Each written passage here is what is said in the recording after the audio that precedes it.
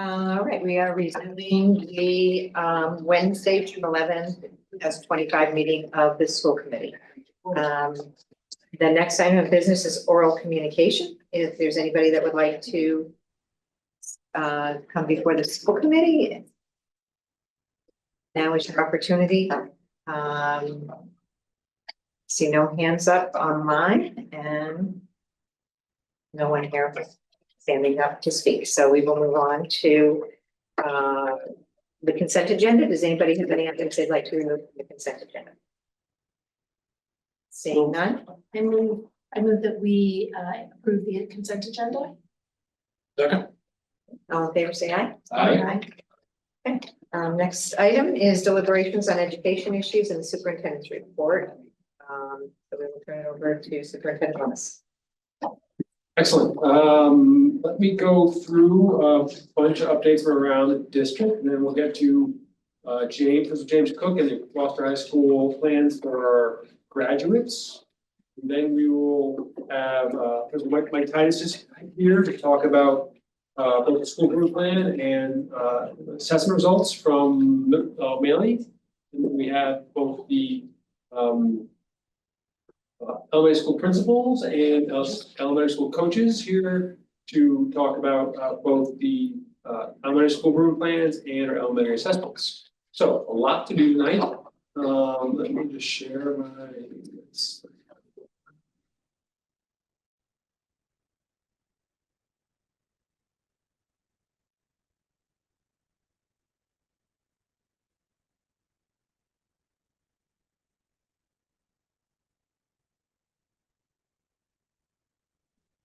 Right, so I'll go through this pretty quickly, and there's a lot going on this time of year. So great news, as we say, the Gloucester Public Schools, every day matters, everybody belongs, and every student learns.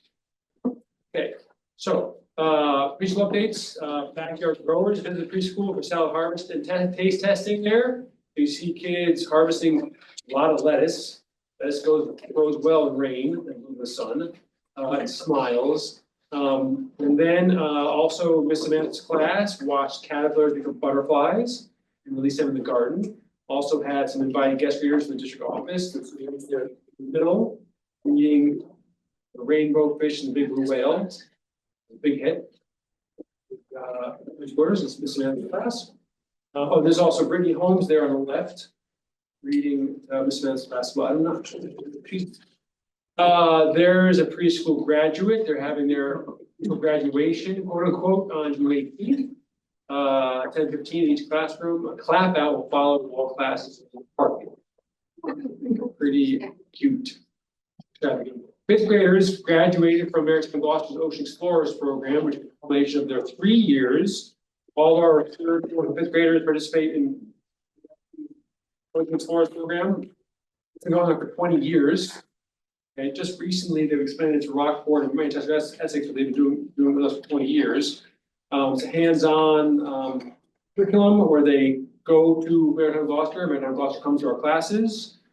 Fifth graders, they go on a boat, and also you can see them a horseshoe crab there on the left, and then looking at one of the tanks, looking at dogfish, mackerel, skates, horseshoe crabs, sort of stuff.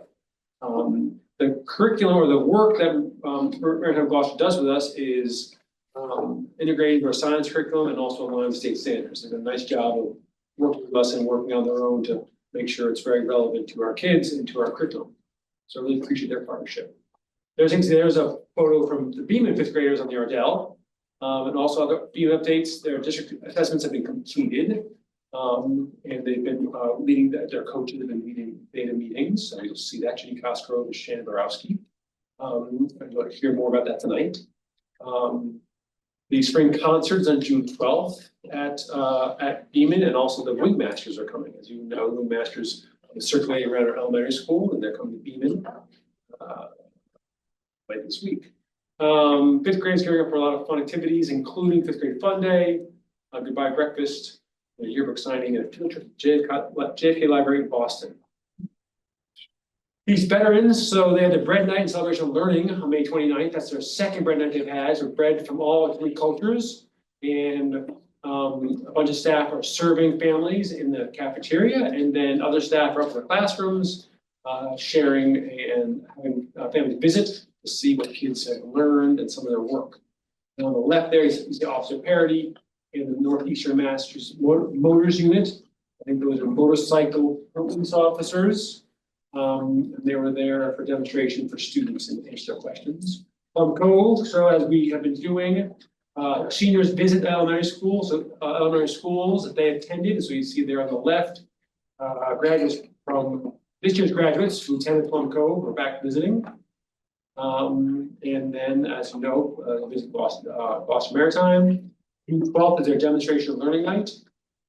They have their Finding Nemo. It's happening on the night of June 17th, and also June 18th there's a spring concert. And then they close things with a 5th grade recognition ceremony on June 4th. West Parish, they also had their graduates come for a clap out and cake. Also, the size difference between Helen Moran, who's graduating, and his 5th grade sister May there. And also they've been working on working backyard grows as well. And then to their students, Sophia D and Sigrid F were earned honorable mention in the Sawyer Free Library Poetry Without Paper contest. So congratulations, Sophia and Sigrid. And those are kindergartners up there. South Harvest also planted pumpkins. So moving last thing on elementary, their band and chorus concert was Bailey on June 2nd. 4th graders coming along really well. They did a great complex Star Wars theme as their finale. 5th grader just they're zooming along. Really appreciate also the elementary chorus had their first spring concert ever led by music teacher Anthony Prestia-Giovanni. Really a huge shout out to Jamie Kloptowski, who not only has helped led the elementary band for 5th graders, but also helped a lot with the concert band at the high school, which I'll hear more about in a moment. And also really appreciate her work in getting students to be leaders. Both the 4th and 5th graders with perfect attendance got to be the evening's MCs. Did a great job announcing the acts or the numbers. And then also Jamie has done a fantastic job of having students, both O'Malley and Gloucester High students, help out. So the high school, 6 high school students helped out: Anthony Lama, Anita Burns, Hannah Olson, Jack Palmer, Hugh Worthley, and Robert Geary. And 12 O'Malley students helped out: Natalie Toma, Bella Bevine, Betsy Tellep, Cynthia Velasquez, Evelyn Watson, Francesca Gaddis, Andrew Goulart, Kat Rowe Joyce, Dina Plaisted, Owen Tolman, Rosie Tellep, and Sadie Franklin. So really appreciate both those students helping out. The younger students really love and appreciate and look up to the older students, and they appreciate, like Oliver and Jane. O'Malley updates their civics action project student fairs on June 18th. And this is a project that's done statewide and based in our civics curriculum at the 8th grade. And students are looking for creative solutions to help push the city forward and solve challenges that are in the city as well. So some of us may be getting emails or questions or queries from some of the students asking for our help in the challenges they're trying to address. Gloucester High School, fantastic graduation on Sunday at the Little Stadium. You see once again all the signs, all the graduates' names there up at the Boulevard, which is a fantastic tradition. Now sponsored by many local businesses and organizations. Really appreciate the remarks from valedictorian Jane Herman, salutatorian Sky Sciolino, and class president Lexi Thomas. Really just did a fantastic job capturing the variation in the class with their varied approaches of speaking, and also Principal James Cook did his job of capturing the variation among the class as well. Senior Awards Night and Academic Recognition Night have all happened in the past couple weeks. The Senior Awards Night, 66 students received hundreds of scholarships and awards. That totaled almost $500,000 in funds. For the final 2 Sawyer Medal honorees for class of 2025 were named: Jenny Haight and Tania Sophia Maria Amano. And just really appreciate all the organizations, PTOs, local families, little leagues, banks, clubs, companies, and others who recognize students and honored them, and awarded them significant dollars and scholarships to help their next steps, whether that's school or training, in so many different areas. So I appreciate that. And the academic recognition night, that's for all grades. And over 200 students were recognized for excelling academically across 10 departments. So our academic departments, but also ROTC, and performing arts, and tech, and others. As well as, like I said, our academic departments as well. Book awards and special recognition awards were also bestowed, and also were announced for the those students who earned honor roll across honorable mention, honor, and high honors. There's the concert band. Concert band did a great job. They're more than 40 members strong now, and continue to grow and get stronger and stronger. We'll see some of those mainly band members move up to the GHS concert band. They had a great variety of numbers. They opened Van Halen's Jump, pretty awesome.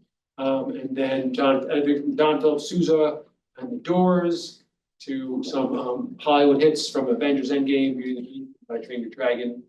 Again, really appreciate the combo of Cole Lundquist and Jamie Kopkowski for their leadership and support, and how instrumental they are in teaching all the students. The next appearance is of the concert band is on a float in the Bigtown Horribles Parade. Remember that like 5 years ago, a concert band, 4 years ago, I think, a concert band did not exist. We only had a jazz band. And so this is continuing to grow and get stronger, and they sounded better than ever at the concert there. Gloucester High School Theater was recognized with a nomination for this year's for this year's Massachusetts Musical Theater Awards. I think kind of like Tony's, but high school level. Both for James and Giant Peach, we were nominated in 2 categories: Best Costume Design and Best Prop Design. So Athena Rowe, senior, was led the costume design team, and Cassidy Ponce led the props design team. The award ceremony was earlier this week at Lawrence High School Performing Arts Center. And two of the folks who helped and were also in the performance, Esme Saruf and Yava Friday, were able to attend. Fortunately, Cassidy and Athena were not able to. On the right, there you see them outside the Performing Arts Center on the left. And on the right is Niava representing us for the nominations for Best Costume Design. Just really I appreciate a couple things. One, the great work our students do, and also Jessica Ruggles does, and also parents and families do support performing arts, our performing arts program. But also really appreciate that they pursue these types of recognition, receive them, earn them, in this way. So great to get Gloucester out there with other places. Medical assisting is zooming along. What you see there is the state team. A couple of folks from the state team who visited and did their inspection of the medical assisting room, and also the campus here, to make sure we're on track for launching the program this fall, which we are. The next set is by June 17th. We have to have all the room complete set up. And this week, our our electrical students and carpentry students are finishing up the room.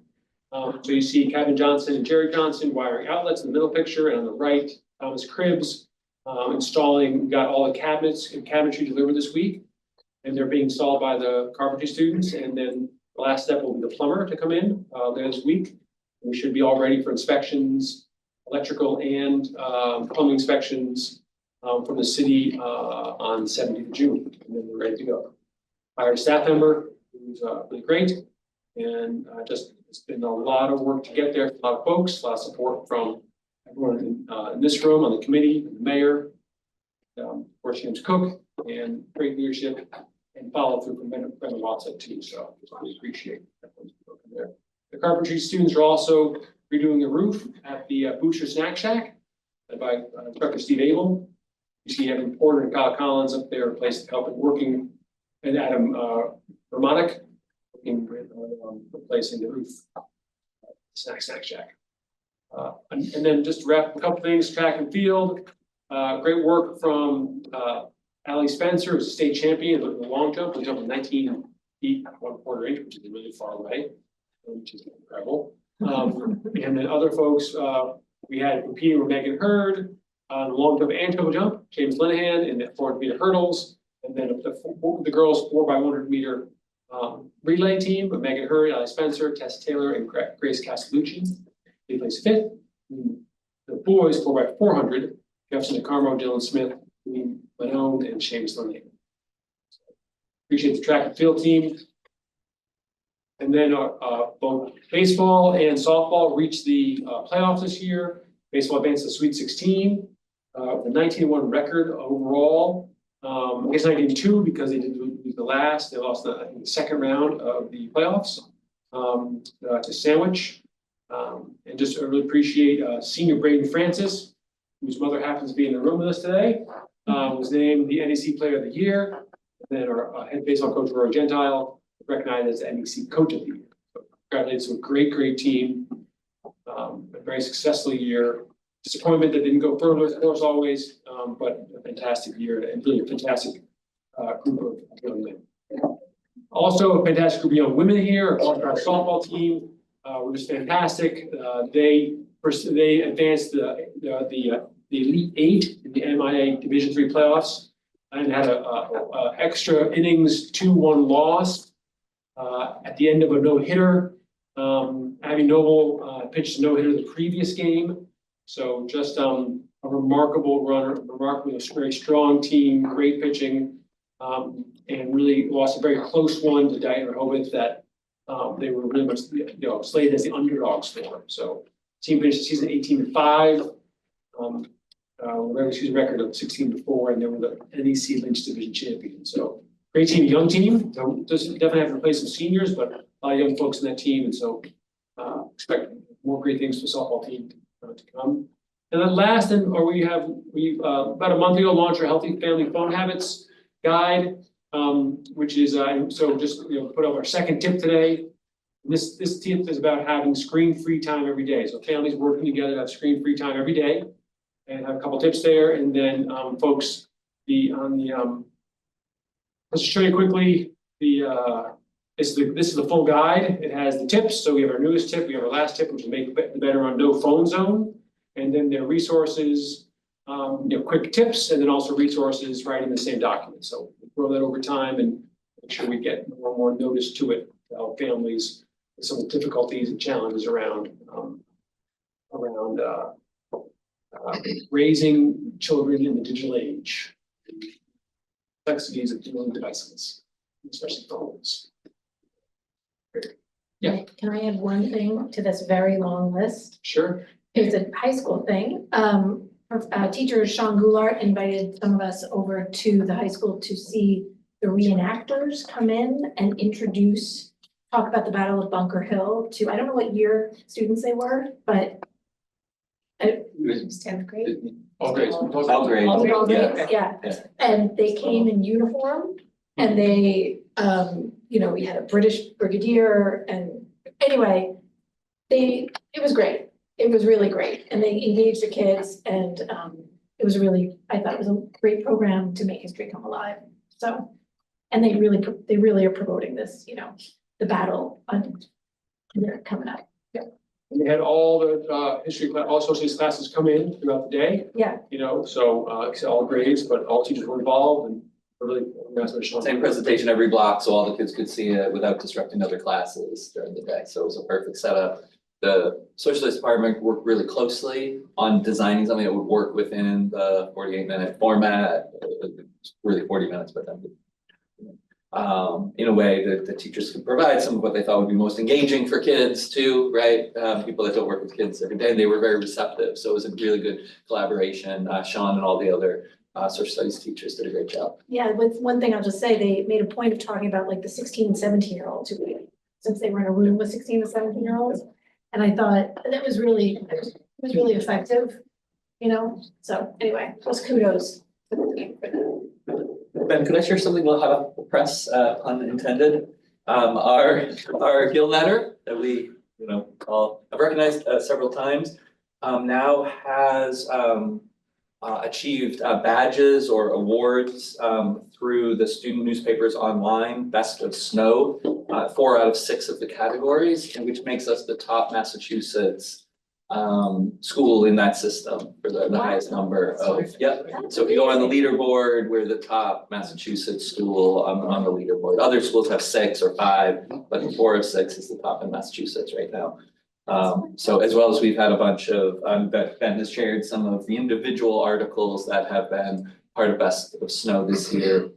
A particular note recently is the series that Ruby McElhaney has done on our multilingual learners. It's been just like amazing journalism, never mind high school journalism, just like important journalism about Gloucester and people in Gloucester right now. So super proud of Kim Trigilio and all the students. Kim's the advisor and teacher. Done just such a great job with those students, and more to come. What was the acronym, Jim? SNO, SNO. Okay. Best of Student Newspapers Online, and they shorten it to SNO. All right, so now we're gonna move on to GS graduates' next steps. So I can present James, if you want to narrate.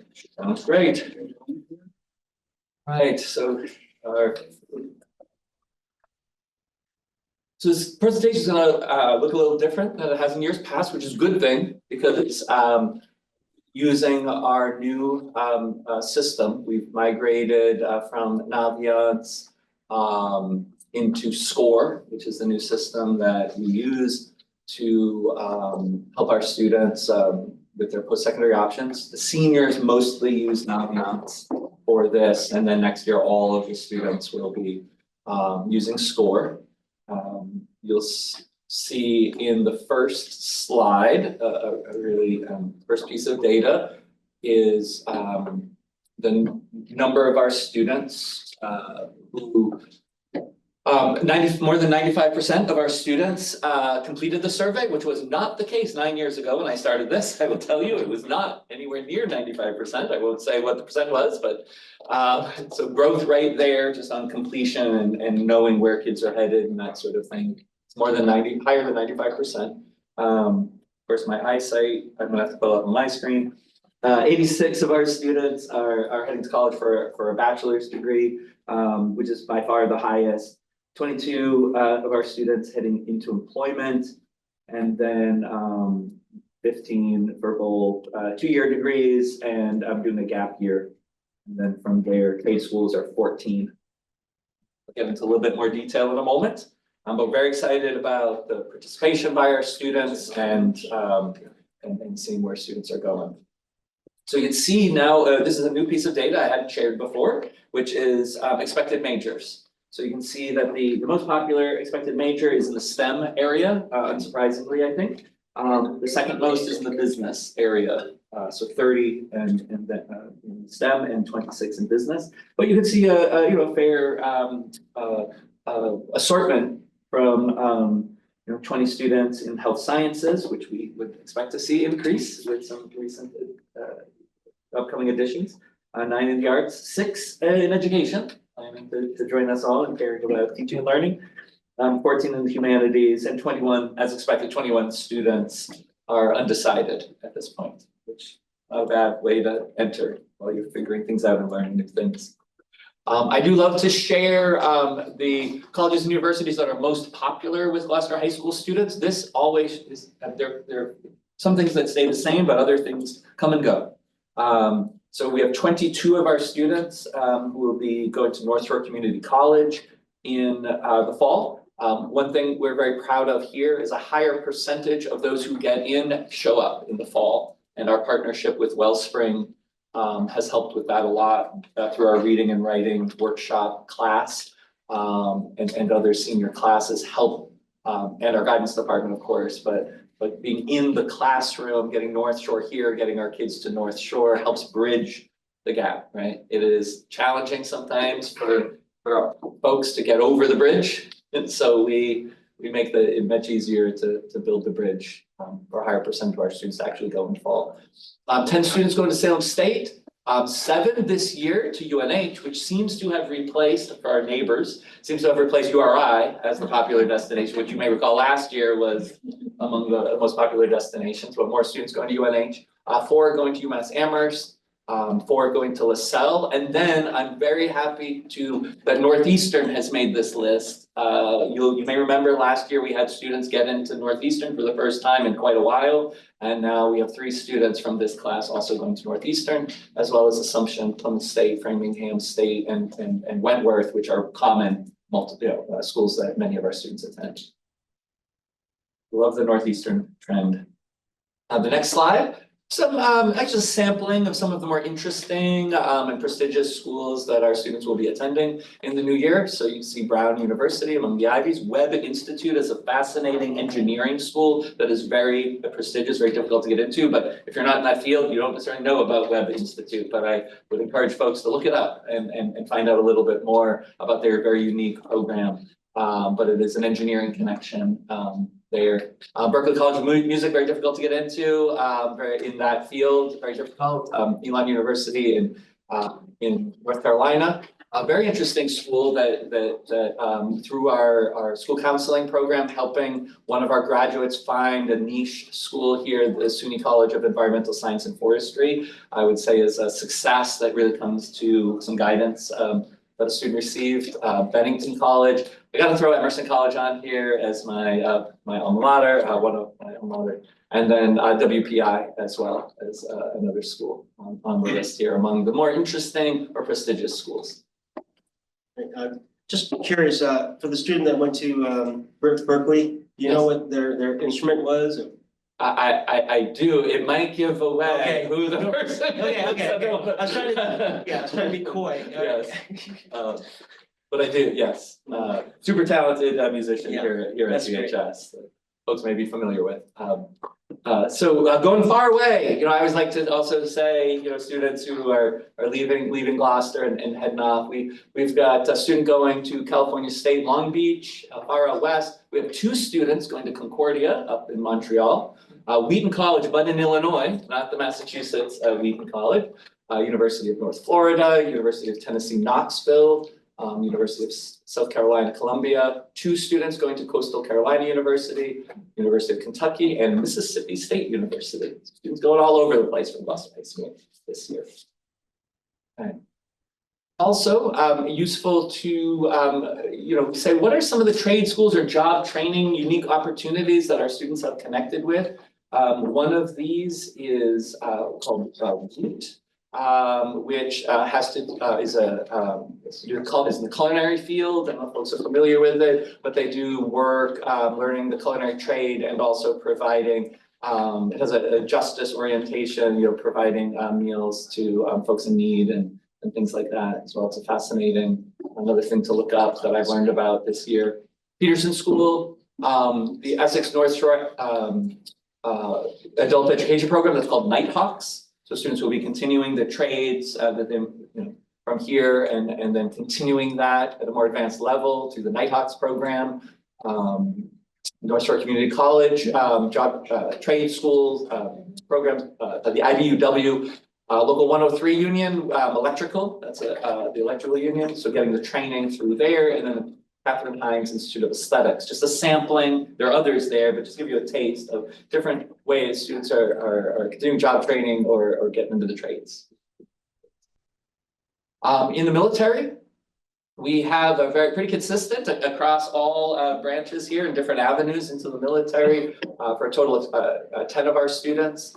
So 2 each in Air Force, Army, Coast Guard, and National Guard, and 1 each in the Marines and Navy. That's a quick question. I wondered how the Navy's been, and I would think that now with the Navy program, it might pick up over the years. It may, but we didn't find a correlate, in the past, Marine JRTC instructors and Chief Mark Robinson now don't particularly encourage students to head into that field, particularly because Mark's Coast Guard actually is his background. So we have, recruiters here, we make connections to, all branches as well as, all the job training and college situations. But I haven't noticed in my just a long time here at Gloucester High School a correlation between the, like, say, Marine emphasis or now the Navy emphasis. Next slide.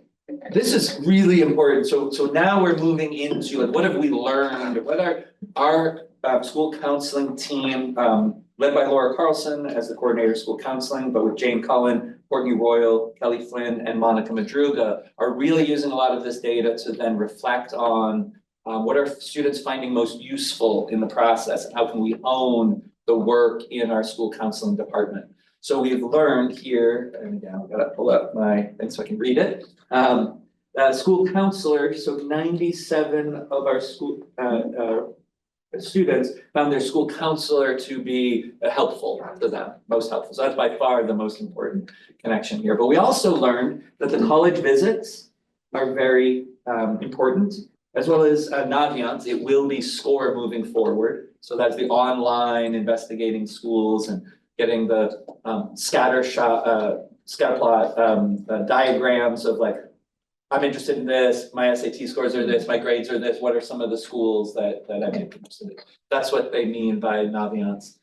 Interesting here, the guidance seminars we've been running, which are fairly new, that again are part of our partnership with colleges, but also with Wellspring that we're running for seniors. 17 students found those to be very useful. We try to target the seminars that particular issues students might be facing.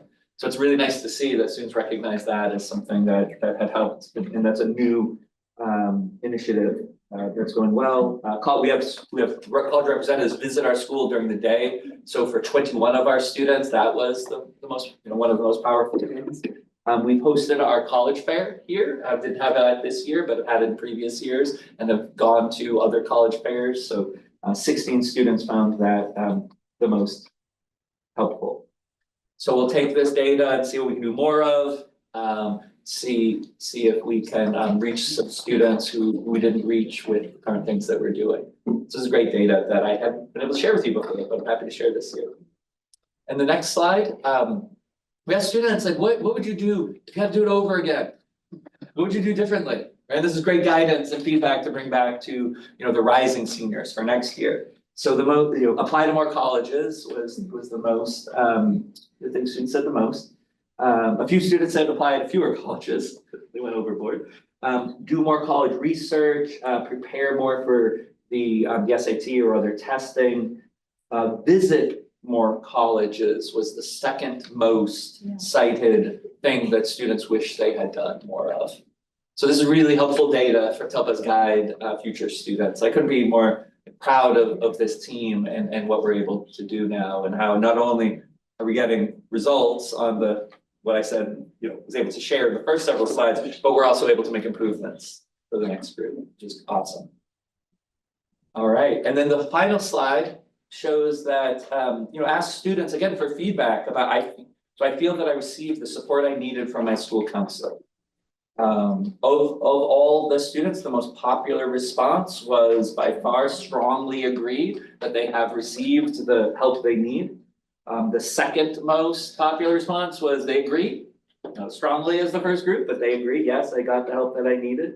15 students were neutral about it, and only one student strongly disagreed with this. So, it shows students are appreciating the efforts of the counseling department. They feel they are getting supported.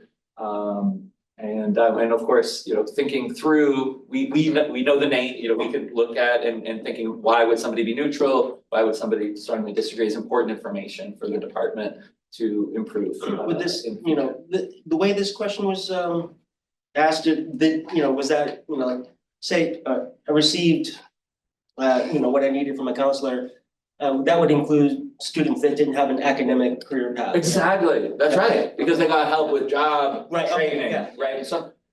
Right. It's some of where they got help being connected to job training or to a job. Yeah, so that's pretty comprehensive. Exactly, yes, that's why it's worded that way, that they got the support they needed, not necessarily with college planning. Sure, yeah. Exactly, no, thank you for mentioning that, Keith. So that's 90% of students agree or strongly agree that the school counselor, the support from the counselor was support that they got the support they needed. Okay, that's a big shift Huge. And there's a big shift in. You would not have gotten leadership. those results a few years ago. Right. Can you say that again? You would not have gotten the same feedback even just a few years ago. Appreciate Carlson and our four counselors. Absolutely. whose Thank you. Name I cannot rattle off because. The counselors, Yeah, can you? Jane Cullen, Courtney Royal, right, Monica Madruga and Kelly Flynn are all our counselors. Yeah, I'm very proud of that team, and in this work, I will share, because I, one here, I can see a lot of the work that's gone into these results. And to go to Keith's point, it is across the spectrum of students we have in our building. And it's also come with a willingness to, like, as I've said before, work with partners, in colleges, in our community. Like, as I said before, Wellspring has been a tremendous partner. The other part about the Wellspring partnership that we worry so much about, do students continue when they leave us? What is the guidance they're able to receive? Because students make many of our students are making the connection with Wellspring while they're in our building. That guidance is available to them in the next phase of their life, which we know is the phase in American life that has the least amount of support in it. Is that phase after high school, before you've established yourself. It's very precarious in our culture, and because we not only have these results, but because we make those connections with community partners, there's somebody there to also help for many of our students in the next phase. I'm very proud of that too, and proud of this team. Thank you. Thank you, everybody. Thank you. My last presentation. I did want to thank you all for being so supportive of the initiatives and for giving me so often a platform to share the great work of my peers and colleagues at Gloucester High School. And really do feel the support and also this curiosity about what we're doing.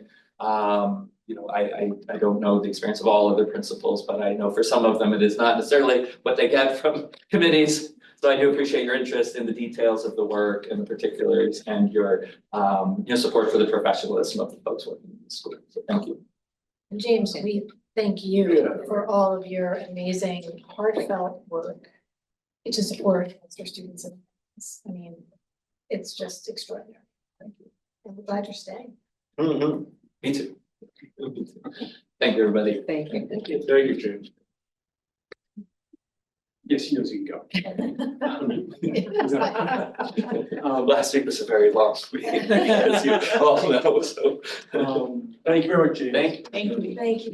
All right, we're gonna move on to Mr. Michael Titus in the middle school. Yes, please. And just want to remind everybody, who's presenting or hearing presentations have a lot to go tonight. So if we can stay focused and Director. The other people that come join us. Well, we'll do middle school and then we'll transition at the end. They're welcome to Here. Sit with us if they'd like. No, They're okay with No? Well, if you change your mind, there's seats. You change your mind. Okay, so we're gonna get started? Yeah, let's go. All right. Learning it'll hit. Right, so the way that we've designed the presentation, a couple of goals, we want to review last year's SIP goals, what we were able to accomplish from that and data connected to each of those goals. And then talk about some of our new goals and sort of understand how we got to those and through our process this year. So here we're going to review goals, look at new ones, bring our instructional focus in light, and talk about, as I said, accomplishments, data, and next steps. Right, so these are can I just say, SIP is School Improvement. Plan. school improvement plan, yes, sorry, we love our acronyms in education, my apologies. So these are our current improvement goal areas for focus, right? So rooted goal one, rooted in student engagement, creating an inclusive learning environment where every student feels motivated, inspired, and supported at O'Malley, as measured by local and state student climate data. That's the vocal data. Improving student learning, strengthen tier one instruction by increasing opportunities for independent practice and feedback, resulting in more time on grade level assignments and all students owning more of the thinking. And then continue to focus on professional collaboration, create a collaborative and support professional learning community where teachers feel empowered to effectively implement new curriculum, refine instructional practices, and support the social and emotional needs of the students, resulting in enhanced student learning outcomes and engagement. All right, so we showed this graphic this time last year, okay? This was sort of our theory of action for how we get to equity, and by that, we simply mean every student getting what they need to succeed, right? Difference between, of course, equity and equal is, you know, equity is what you need, not, it doesn't mean that it's the same for everyone. Quick reflection, okay, that we had in our instructional leadership team meetings. This year's goals were good, we leaned into them, they kind of hung out in the, if you can see the outer rings where the words are. So even though in theory, we're working towards getting them to overlap, they were somewhat isolated, okay? And that was reflection we did on the instructional leadership team, made up of myself, administrations, teachers, and our program leaders. What you'll see as we get into the new goals is trying to get more of that crossover. Okay, and so there's a lot of discussion around the fact that our student engagement goals and plan really focused on social emotional learning and student belonging, which is important, but neglected the academic component of that, right? Which is really a huge part of what we do in schools, right? Is the academic component. So how do we bring that into the student engagement? And likewise, as we're trying to improve student learning, we're not just focusing on a curriculum, not just focusing on instructional practices, how we bring the student voice into that and bringing them in there and creating that well-being there. So as you can see, there's just some shifts, and at first might seem like there's some overlap, but that's intentional in order to get that crossover. The Mammalian Instructional Focus was created by a team actually before I came on, but we've been still using it as the foundation of how we've been trying to implement our new curricula. So we're going through these processes. It's there for people to see. Those golden words are sort of some of the crucial things that we're going to pull out and that we're looking at as we think about how to make this come alive, and so how we phrase it from school. Bring up our sales core values, because you're going to see what we are trying to do on the instructional leadership team and sort of bring that to the school next year is where are we seeing overlap in what our core values are and how we want students to be and how those connect to that instructional focus and the academic work that they're doing. So you're going to see some goals in here that are trying to connect our core values and that instructional focus. And that's, again, that overlap trying to get to that equity. Okay, so start with student engagement, but quickly want to show what this picture is here. We in line with our first core value of service, some of our 8th graders who stayed back from Washington DC trip worked with Mr. Epple, Mrs. Seminara, Mr. Destino, and a few of the other 8th grade you see Mr. Parkhurst there, and he basically did a beautification project in front of the school. It made it look really nice. You can see they're super proud of the work they're doing, and it was a great way for them to give back to the community and live into that first core value that we have. Right, so some of the things we accomplished this year that were slated in our school improvement plan for this year. We've held regular community meetings at each grade level. Advisory groups met every day 1. We have a 6-day cycle, so that day 1, that's what that means, not one day, but day 1. Building connections between students and staff. And at the 8th grade, some work that we've been doing is not just within the school, but helping to facilitate a better transition from our 8th graders to the high school. And we had, I think, 4 advisory days where either staff or students from the high school came and met with homerooms in the 8th grade, were able to answer questions, give brief presentations, but again, helping earlier on with that transition, not just waiting for that one visit in the late spring, but getting some familiar faces and getting their questions answered. So that was internal and outside of the school. Our instructional leadership team did come up with a protocol for learning walks. We didn't fully get to implementation, but we are in a good position to get those implemented in the fall. We did move our sales student council into O'Malley Academy. Benefits of that is that's much longer time. that they have to meet and plan and do the work. That also allowed us to collaborate with members from the health department, particularly David Tucker, who also works with the Gloucester Youth Leadership Council. And so we had sort of some partners there helping with that to build that out. And we did start coming up with some data tracking for behavior issues within houses, not just an office referral system, but a way for students to be a little bit more for teachers to be a little bit more data informed around the students that they're servicing in their houses. The way we measure this is with our vocal survey data. It's around 40 questions, so I wasn't going to question by question value, but what we did, we took the broad categories, and this is how I presented it last year as well, which is just engagement, environment, and safety, and breaking it down into favorable versus unfavorable responses. Slight dips along the way, okay? It's no secret to anybody on this committee that we've had some rough patches this year at O'Malley. You know, we've got, I think, a good plan in place to recover from that. We've done a lot of work as a staff. The last few staff meetings have been all around sort of alignment, calibration, talking about operations, how to create a sort of a better sense of operations in the school, which calms things down, allows us to dive in a little bit more.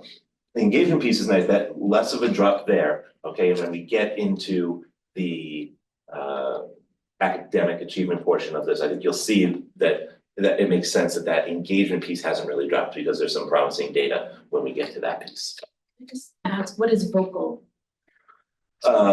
Vocals, it's an acronym. You don't have to tell me the acronym, but it doesn't mean that they're saying it out loud. No, so, It's the but, name of the survey. but the idea, yeah, so it's one of those, it's one of those very it's not Right. ours, it's a statewide, you know, Okay, survey that you have, but it's very clever because it's about students having voice, but they also got the acronym to call it vocal, so, you okay, know. but they're doing it on a, They're taking Yeah. your survey and it talks about okay. engagement, environment and safety, and there's various questions, there's 40 some odd Right, questions. so the Yeah. vocal sort of Right, it's.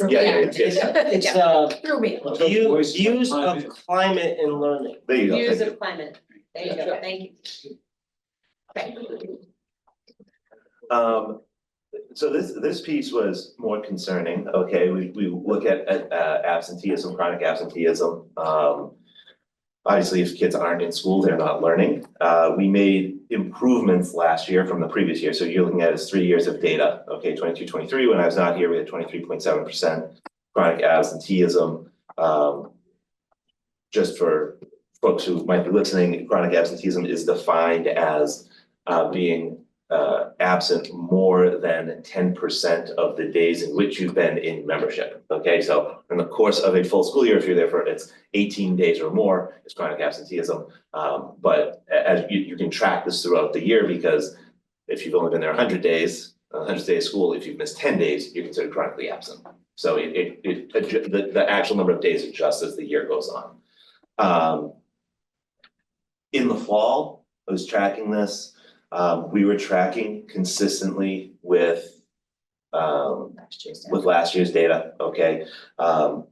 You know, we did have some disruption in the fall with the schooling. December was a little bit tricky, trying to get settled back in. January really was the season of plagues. There was a lot of legitimate illnesses, and the reality is we never really recovered from that. Our attendance team is hyper aware of this data, has been tracking it and working diligently to try to remedy it, but there's just been, I think, and it's not to make excuses, it's not excuses, we know the reasons why, and we just gotta rethink how to get to some of those tougher cases. And we see similar data from high school as well. We also know, I mean, I should know that happening, you know, since March, it's gotten better at the high school. You know, that's a month ago, basically, so, but just the dip there, especially from November on, after the strike was real noticeable. It was difficult for students to get back into.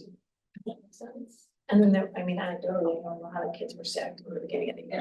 Yeah, January, as you said, January, you get the trifecta on Principal Titus, do you think you could say the same thing about O'Malley, like you've seen some improvement since the end of March, or do you not have that data?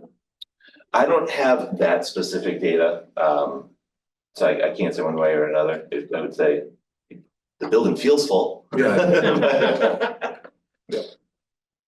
All right. So this brings us to sort of that revised version of that.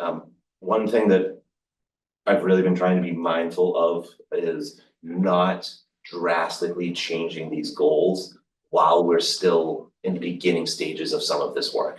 Okay, you know, and so they are getting tweaked, they are getting modified, but it is a sort of tendency in education sometimes to say, okay, well, year's done, now let's look at the next thing, and we lose our momentum and our consistency. So there are tweaks, we're gonna continue to push the work, but we are thoughtfully trying to just lean in more each year, so. So this one was tweaked a little bit, the actual goal, the actions were tweaked quite a bit by our ILT. So we're gonna create an inclusive learning environment. Every student is engaged, inspired, and feels supported. Some important, this is a little bit of the inside baseball, but the previous one said it feels inspired. The ILT really wanted to just get a little bit stronger with that language. They are engaged, they are inspired, and they feel supported, right? So that was actually just some intentional change in language there. I'm still measuring that same climate data. You know, it's the first key actions where we see that first overlap. Embed monthly core value and component of instructional focus into lessons, right? So what the instructional leadership team wants to do is start to put out sort of this school-wide themes for months, focusing on one of our core values and a component of that instructional focus. So a great example of this would be the A in sales stands for acceptance, and part of our instructional focus is collaboration. This really leads us to conversations in advisory or just even in regular educational class time. Why is being accepting of others so important to be able to collaborate? How does non-acceptance get in the way of us being able to do these things that we are saying are so valuable? So we're hoping to make both of these a little bit more relevant and a little bit more lively in the building, and ground us in a way to talk about how we do work. And embedding both of those into each lesson. Right. Into lessons during. Continue to foster strong connections between students and staff through advisory and community meetings. We're making sure that's still enshrined in the schedule. Opportunities, we want to increase some of the opportunities for students to share their perspectives. My goal is next year to to create a principal advisory cabinet made up of students from across the grades. I did conduct some focus groups this spring with the grades, and probably some of the best few hours I've had as an educator, to be honest, to just sit with these kids and hear it. And, you know, I had my questions and we went off script and I was just taking notes. I said, you guys mind if we hang out? And so the students have so much insight. It shouldn't be surprising. I've been doing this going on 2 decades, and yet the nuance with which they can talk about their day and their learning and the relationships and what they need really solidified that there needs to be a regular mechanism for that. Sales council, we're gonna make that more robust, figure out, working with Mr. Mastandria and David Tucker, even though it is an O'Malley Academy, how are we branching in and out? A small example of that this year was, you know, they planned our Spirit Week, right? So even though that was happening during O'Malley Academy, it was played out during the day. And ILT is gonna be working on reflections. This is, again, sort of this academic piece where students, we're gonna have a universal tool for students to provide some feedback at the conclusion of each unit. A very simple one, but, you know, essentially around what did you like, what did you not like, what was working, what could be done differently. All right, and that allows them to have a say, not just in the outcomes of the building, but their actual academics, and that provides really important feedback for the teachers at the classroom level. We also have the newly established behavior support team at O'Malley. Been working really hard this spring, sort of late winter, spring, to sort of assess where we're at in our philosophy around behavior. What are we missing, both in terms of protocols, but also in terms of positive events and things like that. So we're going to be continuing to work through sort of the both and, right? How do we make sure that we've got the protocols for when we have some of those middle school undesired behaviors, but also how are we promoting this positive school culture, not just through discipline and not just through punitive measures. Okay. Student learning. There's some student learning right there. That one doesn't need as much explanation. All right, so this is our 24-25 goal, things we've accomplished, teachers, ELA teachers were trained. For in front practice for grading, teaching and assessing writing, that was an area that they identified as a need in the department at the end of last year. We were able to support them with that, in particular, using the new curriculum that we've adopted that they're finishing up year 2 implementation and really effectively leveraging the rubrics that are in there, and you know, adjusting some of their practices and giving feedback to students. And of course, we all know it, even though it's kind of pokey, but we learn from our mistakes, right? So those rubrics are really important to understand if a student didn't meet the mark, how are we giving feedback and implementing there? Our first year of full implementation of Desmos in our math department, also launched IXL. This is a supplemental program that allows students to work independently that's really to help close gaps, right? That meets them at their level as opposed to the grade level instruction. That's been helpful. Piloted WaveFinder during advisory. This is a social emotional learning curriculum. Had some really good engagement with that at some levels, less than others, but again, 8th grade, as I was saying, they also sort of had other marching orders meeting with the high school. Continuing to have data-driven and data-informed curriculum decisions for math and ELA. We are getting to the point where we talked about implementing these curricula with fidelity, right? That's an important thing to do your first few years because we don't know them yet. Okay, now we're hitting strides, especially in ELA. Okay, we're looking at in data meetings, what areas are our students not meeting, right? At the same, at the same as they are, maybe other areas of the informational text or literature, is theme a weakness? And where are we seeing the gaps in the curriculum, right? Now we have data, right? And so now we're doing a data informed decision about where do we supplement, what can we trim, so that it's still, I would argue, with fidelity, because we're not doing it just because we feel like it, right? We're making thoughtful decisions around where we need to bolster and not. And our social studies department joining the curriculum implementation party. They are working on investigating history pilot for unit 1 for grade 6 and 7. Grade 8 has civics, it's a little bit different, but investigating history will be for 6 and 7. So investigating history goes 5 through 7 currently. We're looking to expanding to 3 and 4 as well. So we will bring that vertical alignment. One thing to add on just data-driven curriculum, so Mike is exactly right that in terms of math and ELA, we're at a point now where we can start to really adjust based on what we know of the curriculum. A piece of that is we all need to become a little bit better on data-driven decision-making in terms of not only supporting students, but reporting out. We do this a couple times a year, but being more clear with some dashboard approaches, or just where students, whether it's vocal there, whether it's math or ELA, and then make some adjustments because of that, the more ongoing way across the board, basically. So just a quick reminder of sort of where we are in our timeline. Okay, Learn and Prepare started way back in for ELA's 2021, 2022, before my tenure here, and now we're moving this into implement and monitor, right? And that still goes on for 3 years until fall of 2026, which would be fall of next year. We are in that monitoring phase. That's that data informed piece where we're looking at this, what's working, what isn't, how are we refining. Math is a year behind that. This is just a quick reminder of the district goals. Reminder of our district goals. You've seen this slide before, and you'll see it again when the elementary's up here. Of 80% exceeding and with 60% growth. Just want to point out, we've spoken before that 80% is a long-term goal. We're not going to get there for a little while, but the only way to get there is to have high student growth. So we're really focusing on student growth in all of these presentations. And so the student growth is categorized, and you've seen this before. If it's under 40, so 39 or below, it's considered low growth. Between 40 and 49, it's considered about a year's worth of growth. And anything over to 59, and anything over 60 is high growth. So that's where we're starting to make up ground and close some gaps. So we're really looking to hit that 60 or come close to it when we can. This is just a reminder of that implementation dip that we talked about. in prior presentations where we are implementing different curriculum.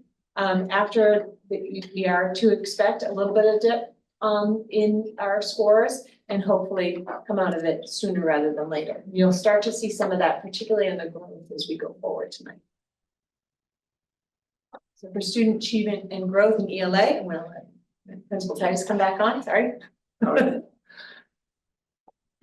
This is just a little bit more of what implementation has looked like. I won't go through all of these. That's just a little bit more of the detail of some of those professional development that we had talked about. This is the exciting. This is the good stuff. Okay, so what you're seeing is 3 years worth of data. Okay, this is proficiency levels. And so what we're seeing is from last year to this year, in 6th and 8th grade, our number of students, our percentage of students being proficient increased, okay, and held level at grade 7. All right, but if you see that from spring 2022 into 2023, that's where in 2 grades we saw that dip. And this is where we're starting to have evidence in our achievement that we're coming out of that. And when you see the growth, you're going to see additional evidence of that. So again, as Amy was saying, we want to see as many students as possible in that high growth. That's closing the gap. You'll see here in all 3 grade levels, we increase the percentage of students that were making that were in the high growth category. Okay, and so obviously that's going to lead to a school-wide increase in the percentage of students who are making high growth. So I just want to point out, because the numbers on the bars threw me off when I first looked at it. This is not a student growth of 48. This whole graph is students that are in high growth, so 60 or higher in SGP. That was throwing me off too. 48% of the 6th grade class, almost half of the 6th grade class has high growth. 46% of the entire school has high growth. That's a celebration. Particularly if you see just a year ago, 39 to 46 growth. Remember that that means they're over that 60 bar. They've met that district goal. That's for the students that are already in the high growth. No, that's for No. all students. So yeah, so just to be clear here, this doesn't the growth does not necessarily correlate with achievement. Okay, you might have high growth, but still not necessarily be at grade level, but that's still how you're going to get to grade level. That's how you're going to get to proficiency is by having high growth if you're behind. Yeah. And the goal of getting 80% proficient, what percentage do you want to be? So the growth is telling us that the high growth is telling them they are making more than a year's worth of growth within the year. Right. So if we want to go to if we want to raise this bar, the achievement bar, we need to have them grow faster at a higher rate so that they can catch up to their peers, right? So you see, like if you look at 8th grade, it's 48% proficient. That means we need 52% of our students to be in that high growth category. Okay, so you want to get all of them, 100% of them at high growth. Yep. I'm not Yes. saying- Yeah, that's not a realistic goal, but Right, yes, it would be Yeah, what we. and theoretically, until you hit that will max out eventually, because if everybody's at the highest possible level of achievement, they can't be any higher growth percentile because Right, there's no, of not as course. much in growth, but we're not there yet, yeah. Right, you want more people to be at that high growth. Yes, And you want all students of all achievement levels to be at high growth. Just, Right. you might be proficient and we don't want you to just sit there. We want you to continue to Right. grow. So the way to close gaps and the way to push the whole school forward is to raise the growth level. And so we are very pleased with the growth for ELA. And we'll get to see Matt. Oh, and then this is the low growth category. so this is also exciting and good news, okay, We're going to so go the opposite way. what we just saw is it could be, right, you look at that and you say, okay, so there was some cusp students that had decent growth last year, and then we've just pushed them up into that next, right? But we actually are seeing a sort of a whole shift of our student body, because what we're seeing is the low growth percentage of students showing low growth is declining overall. So last year, 43% of the school had low growth. It's down to 37. We wanted a lot lower than that, but that's a nice trend to start to see. Again, there is there is a world in which a student who made low growth could be exceeding expectations. Right. Right, like that's also a possibility, so you know, some of it is, you're trying to pull that out, but the idea is the less low growth you have, the more high growth you have, the closer you are to increasing your proficiency. Well, and, you know, as you say, the low growth, they might be meeting expectations and everything, but that means that child is probably not as challenged as that. Right, That's right. Could be too, Right. right? So Right, that's so- indicative of, so we want to see the red going down, which we're starting to see, which is, it is. Before we move on, Yeah. with sixth grade, is that a typical pattern for students in sixth grade, depending on the year? Where, it's the opposite trend with the No, so you're talking about the low growth in the particular? low growth and also with the percent students with high ELA growth in the previous graph. Yeah, so hard to say what to, just whether Oh, that's. sorry, I mean, actually, I was looking at the third, previous, but yeah, So it's only a 2% change there, and yeah, it is concerning that it went up from 35 to 37. But it's we need to track it longer. To track those particular students longer, to say of any particular trend. what I was trying to ask is this a typical struggle for sixth graders? That we see yearly, where like, Not necessarily, I think you can speak to this other, the transition could be part of it, but Yeah. we did see that they're growing in the high growth level, we're growing almost the same amount, so okay, I'm not sure that it's a Yeah. trend yet. Okay. So now on to math. Just quick hits there about just some of the work that we've done in the math department. And we're about 1 year behind on implement, well, we are 1 year behind on implementation, we changed curriculums 1 year after. So what you're gonna see from year to year is actually similar what we saw in ELA. A bounce back from last year for the most part. Big jump in our sixth grade, a similar jump in our seventh. Eighth, we held steady, okay, but that was one of actually the few areas last year where we saw an increase as opposed to a decrease as opposed to a dip. So obviously, the actual percent of students meeting proficiency needs to be much higher, but we're seeing that go in the right direction. And you'll see in our SGP data coming up off this, it's also supported that we're moving in the right direction in both the percent of students getting into high growth and the number of students decreasing out of low growth. Right, so just give you an answer like this, now that we know what we're looking at, I won't talk through it so much, you can just see that the dark green bars are higher, and that's what we'd like to see, that means we're moving more students into high growth. Overall, 40% of O'Malley students are having high growth in math. And then again, we want to see this downward step, because as we're talking about students who are making low growth, and we want to see those decrease. All right, so just for me, when we look at this, to me, it's evidence of gaining comfort with the tools that we've given them, with the actual content and resources that's in there, getting a better grasp on how to make it useful for the students that are in front of them. The other thing I'm, just from my perspective, what I'm trying to do is keep teachers at grade level and keep some consistency in teams as much as possible.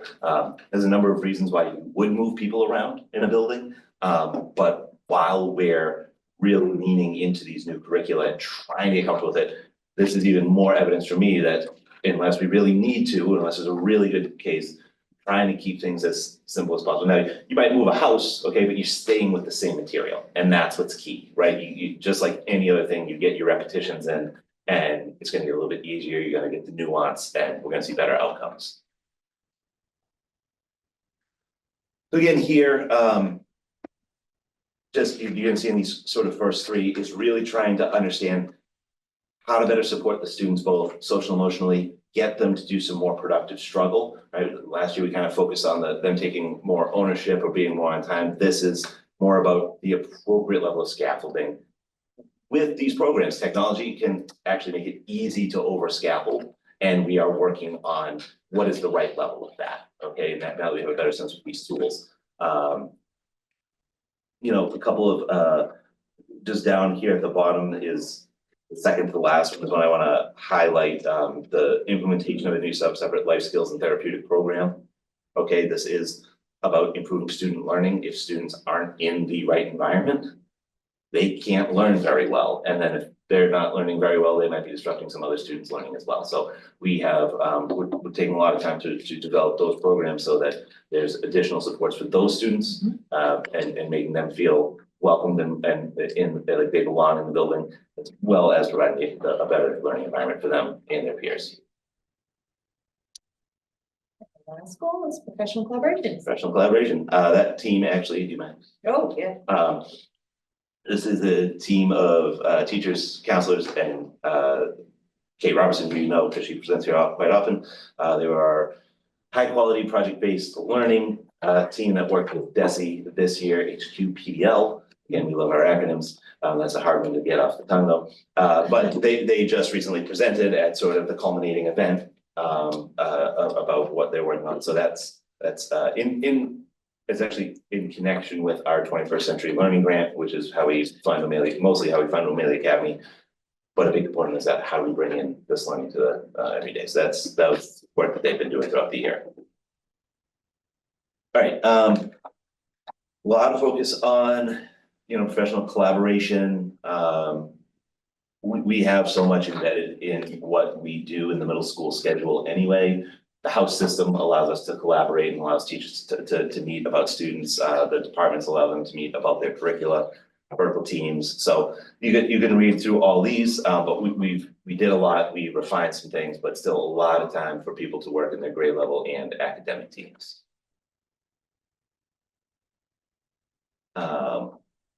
Where are we going with this? Okay. We're going to be bringing back our one of our leadership teams, the teacher leadership advisory group that fell victim to the budget last year.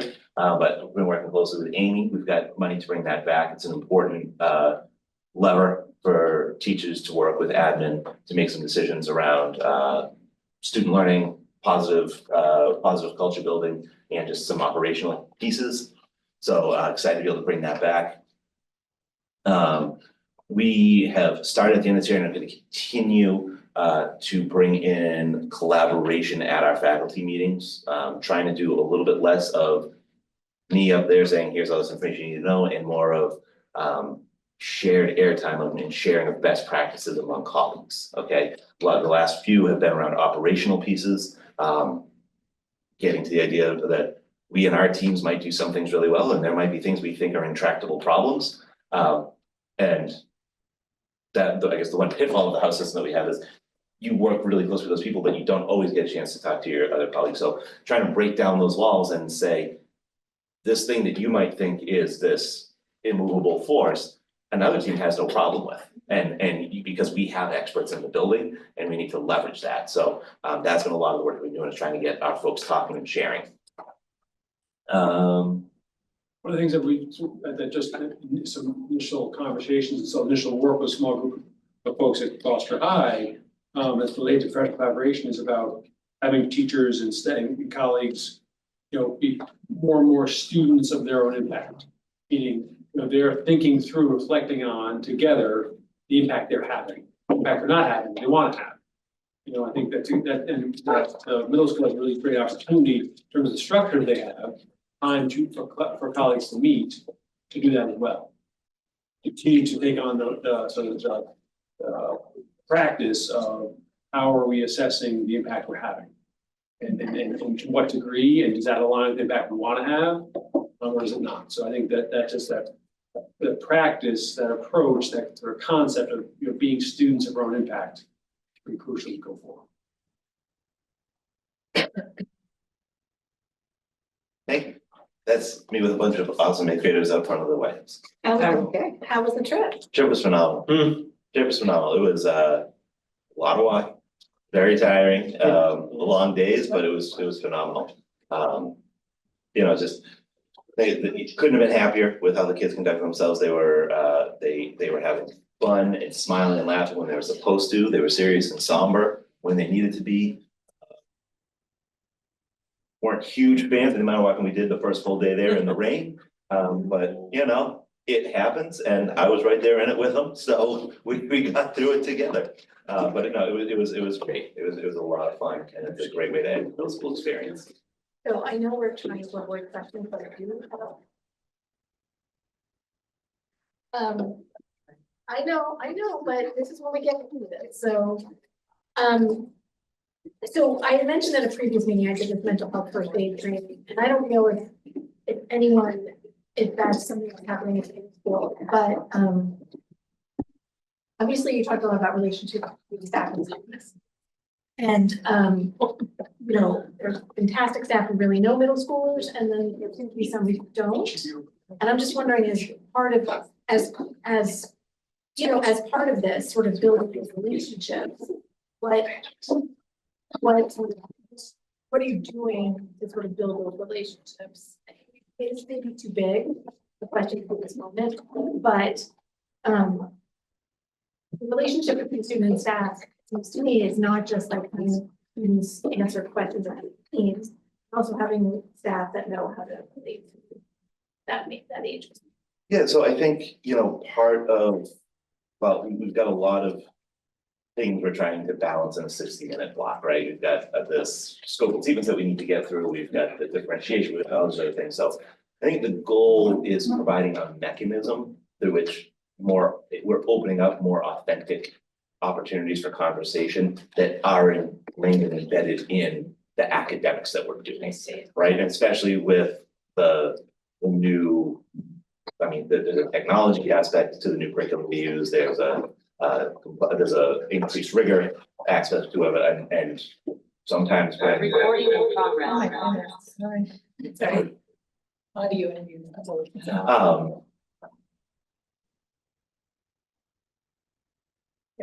Yeah, sorry. No, it's okay. Great answer. So, and I just want to put in when you were talking about the ELA and scaffolding and how the online programs can have lead to over scaffolding. I just want to put in a way for books again. And that's excellent because the teachers are also putting in books and they are finding ways, they're doing book studies to find ways to bring more independent reading and literature into. But like solid, actual physical books. Yeah. And so, the piece around that where we're saying Somebody either mute. And your audio should be off. I think it looks like it's fixed. okay. Good. No, and it's just, and part of the implementation where we can, sometimes you do those things is as we're rolling out these new curricula to get students aligned on the level of rigor of what grade level texts are, okay? The risk we run without having a thoughtful approach to the reading comprehension strategy is kids who can read will read when they have a book, and the kids who don't read still won't read. Right, so now what I'm seeing is getting to a point in both strategy, coupled with teaching the reading comprehension. Now we're on to do the full book studies in a little bit longer, because it is a slightly different thing, but I have seen that fall flat where the kids who do read are reading, and then the other kids are a classroom management issue. Right. So because that really, a novel really does rely a lot on independent ability. Right. So as we raise that proficiency level and those skill sets, 100%. So it's definitely a big part of the conversation right now. Thank you. Well, two things, I guess. I just wanted to go back to the vocal survey. Is that something that can be provided to the school committee? The sample, like the sample of the questions? The questions? But just the vocal survey is actually the survey that's done at the end of the MCAS. So it's done statewide. So you can look by yourself, you can also get it to you as well, but you might be able to find that and you can get it to you. I did look for it before. Oh, So we give it internally as well as a Google form, so I can share a copy of the Google form. Okay, and then what grade levels? Is that all of the grade levels? Yep, 6, 7, 8. Okay. And actually 3 through. And I think at one point we got, we went through it a little more extensively in previous years. I think something called the YRBSMG. There's the wire. Right. Okay, yeah, And that's much more in depth. yeah, all right. And that's given on a different timeline? Every 2 years, typically by the health department, students collaborate with schools. We'll get you the vocal questions. Yeah, okay. So the other one was YRBS? It's youth. Yeah, Okay. youth risk Yeah, behavior. it's a home design. Yeah, I just wondered, yeah, okay, thanks. All right, thank you. Thanks. Thank you, everyone. Thank Thanks you. for presenting. Thank you. Thank you, Mr. Titus. So, good luck, everyone. Great presentation. You're not hanging out. No, don't. Have a good night. All right, next on the schedule, we have our amazing elementary coaches in literacy. I think everyone is here and one was online. Still online. Actually, before I do that, do we want to go around the corner, around the table and just introduce your name and what school you work at? Melissa, you want to start? Melissa Francis, literacy coach at East Veterans. Jenny Cosgrove, literacy coach at Beaman. Adrian Rickman, literacy coach at West Parish. Mandisha Mataro, math coach at West Parish. Kristen Parsons, math coach at East Veterans. Mara Fubani, math coach at Uncles. Shannon Borowski, math coach at Beaman. And we have Kayla Clark online for us. Raising her hand. Oh, and Do you want to take her? Yeah. Show her. I think if you unmute Kayla, you could, oh, she's just saying hi, maybe. Yeah, I was just saying. Yeah. Thank you. Kayla's at Plumco. Thank you. Okay. So, I'm just gonna start off a little with the elementary student data. This is, data collected from all schools, so it's an average across the schools. This is similar, different background of what was in the middle school slide, but we'll keep using this slide as a long-term goal of 80% proficient and with 60% growth. We will continue to focus on growth for a long time. And this particular presentation will include DIBELS data, E&I, STAR 360, and we'll talk about each of those as we go through them, what they are. The growth, as we said with the middle school presentation, we are looking for that 60% and above percentile, excuse me. So we'll start with our literacy update. Do you want me to go through the DIBELS, or do you guys want to talk, or? You can go through and then. Okay, and then you can answer questions. Absolutely. Okay, so our DIBELS data is our phonemic awareness assessment for students. We give it to grades K through 5. And on these graphs that you're seeing, the top line is, so there's K1 and 2 on this particular slide. EOY is beginning of year, another boy, MOY is middle of year, and EOY is end of year. And so you can see if we add up the green and the blue, so the green is our at grade level and blue is above or exceeds grade level. So meeting or exceeding, we have 65% of our kindergartners across the district meeting grade level or exceeding grade level expectation. 64 of our first graders, 64% of our sixth graders, hopefully more than 64 of our sixth graders, first graders, and 56% of our second graders meeting or exceeding grade level expectations. And then when we go to grades 3, 4, and 5, we are at 64%, 58%, and 60%. So we're getting close in some grade levels to that 80% goal. If you look at some schools or some grade levels or some classes, we will exceed that are getting there. But as a district, we're moving forward in that realm. And then when we move to the STAR data, this is for ELA. So STAR is more on reading comprehension. Would you say anything more? What is it? Vocabulary. Vocabulary and reading comprehension. We do not give it to our kindergartners and first graders.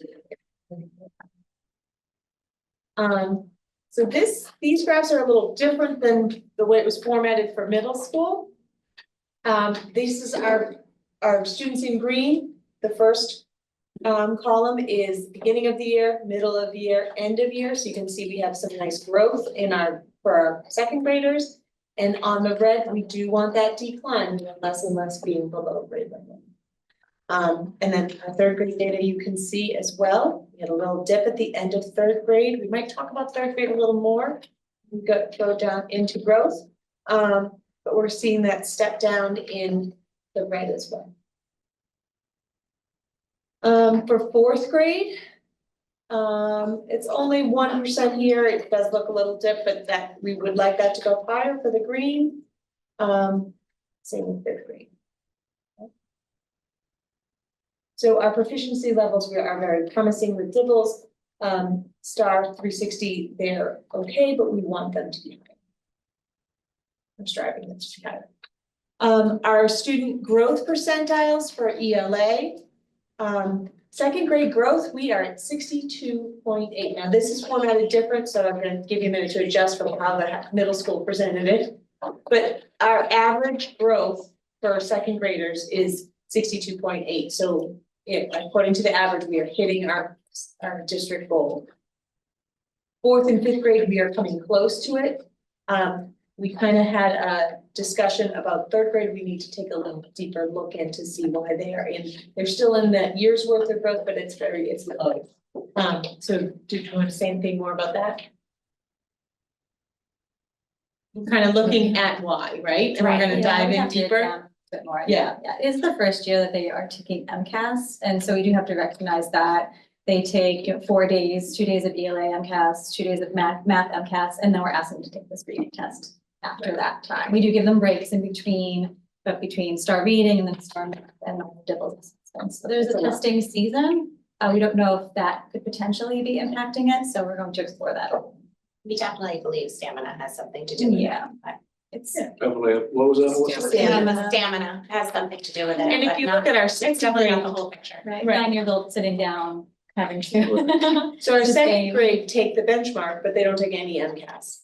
They can have, this is like a one. So, I think big switch to in third grade is we really do dive deeper into the comprehension, so the expectations are constantly going up. And unfortunately, we're seeing year after year, students aren't doing the reading as much beyond school day. So they're not getting the practice and the repetition like you would. Students used to go home and actually read books. Not so much of that is happening across the district or across the country because of technology. So we are really looking for ways to provide incentive for them to practice more. So that's my outreach to parents. Please get your students, books in their hands and keep them practicing, because we don't have enough hours in the day to get that practice in. And I think that third grade, we definitely up the bar with the expectation for the understanding and the vocabulary, and they have to practice a whole lot. and some literacy updates. Can I ask a question? Absolutely. I know you show it consolidated, is it consistent across the schools? Like, are you seeing, third grade is low, is a school that's really low? Or is it a particular curriculum issue in third grade, or is it, as you said, maybe it's Third kind of grade was changing? relatively consistent across all four Yeah. grade levels. We were, Adrian and I were entering the data on a Google sheet And talking to each other. talking to each other on the sheet saying, what's happening with third grade? And Beeman, Ginny hadn't entered hers yet, and we said, we hope Ginny's really high, and it came in right about it, they were Yeah. all about the same. So, Which Yeah. tells us that, it's a good thing, in a sense that if across the board, we can look at, some potential district-wide maybe changes we need to Right. make potentially. It could also be, we have pockets of people that are newer to the curriculum as well. I Right. don't know, I know we've had some newer teachers in third grade across the board, so there's a couple different factors that I think into it. I mean, there's ebbs and flows on each school, and even within each school, there's, some stronger class, so. The third grade challenge we see is pretty persistent year to year. Yeah, it's a Right, very right. big It's a big shift jump. from learning to read and then, they're reading to learn. Their vocabulary, like Melissa was saying, the demand for vocabulary, the demand for comprehension is, the bar is pretty high. I think and you guys correct me if I'm wrong on this, you also see on MCAS, much lower performance across the board, across the state of third grade as well. I believe that's right. It's also the first First year. year. Yeah. It's the first year of heavy That's duty. supporting, Yeah. that's supporting what folks are saying. Yeah. Oh, I know, yeah. And stamina really does have something to do with it for sure. They're used to reading a paragraph and then now they're suddenly reading 2 pages. It is a definite shift for them, And if so they're not practicing at home every night, if they're not, if they don't have that. they have to build that That's really standard. So, like Ben was saying, this is something we might see with the 3rd grade perennially, where it's. We might, more we'll watch more. We actually We would like it to be up a little high, we could, that, I Sure. mean, we can't still work on raising it up, but Right. yeah. That's something that we see year over year is 3rd grade and more challenges, but I think it's for the exact reasons that folks are saying. It's common. But I really do appreciate what I think Melissa's saying, is like, what can we do more of to impress upon parents and families, like, you gotta read books, you know. Practice is practice. Yeah, practice, It's not. your reading really matters, I mean, it's just, Whether it's learning to skate or learning to read, the more time you do it, the better you will be. And children learning to do anything. Yeah, that's actually, that's actually. Children's room. Well, there's the new library, hopefully. Yeah. Hopefully that will help. Tremendous Or, resource. or like Laura was saying, like more paper in their hands, like rather than Chromebooks, like they. Well, I I mean, think they tactile. have paper. Yes, Yeah. that books are. It's all dependent on that. Totally different experience with. But at home too. Anything others you have to? I'm going to talk about the 2 professional developments and trainings that we had this year. So letters is the first one, which was the language essentials for teaching, reading, and spelling. And it's a 2-year program. We have 23 participants, including general ed teachers, special ed coordinators, Title I teachers, and all the literacy coaches. We're all finishing up volume 1 of the 2-year program. We've heard some great feedback, positive feedback. Some teachers said it's the best professional development that they've had. Volume 1 focused on the foundational components of reading, the challenges of learning to read, phonics, decoding, and spelling. And next year, the same 23 participants will be going and doing volume 2, which focuses on reading comprehension and writing, which ties into our writing focus that we're going to do next year. The other training was the Wilson training, which is a 1-year program, 6 participants, general education and special ed.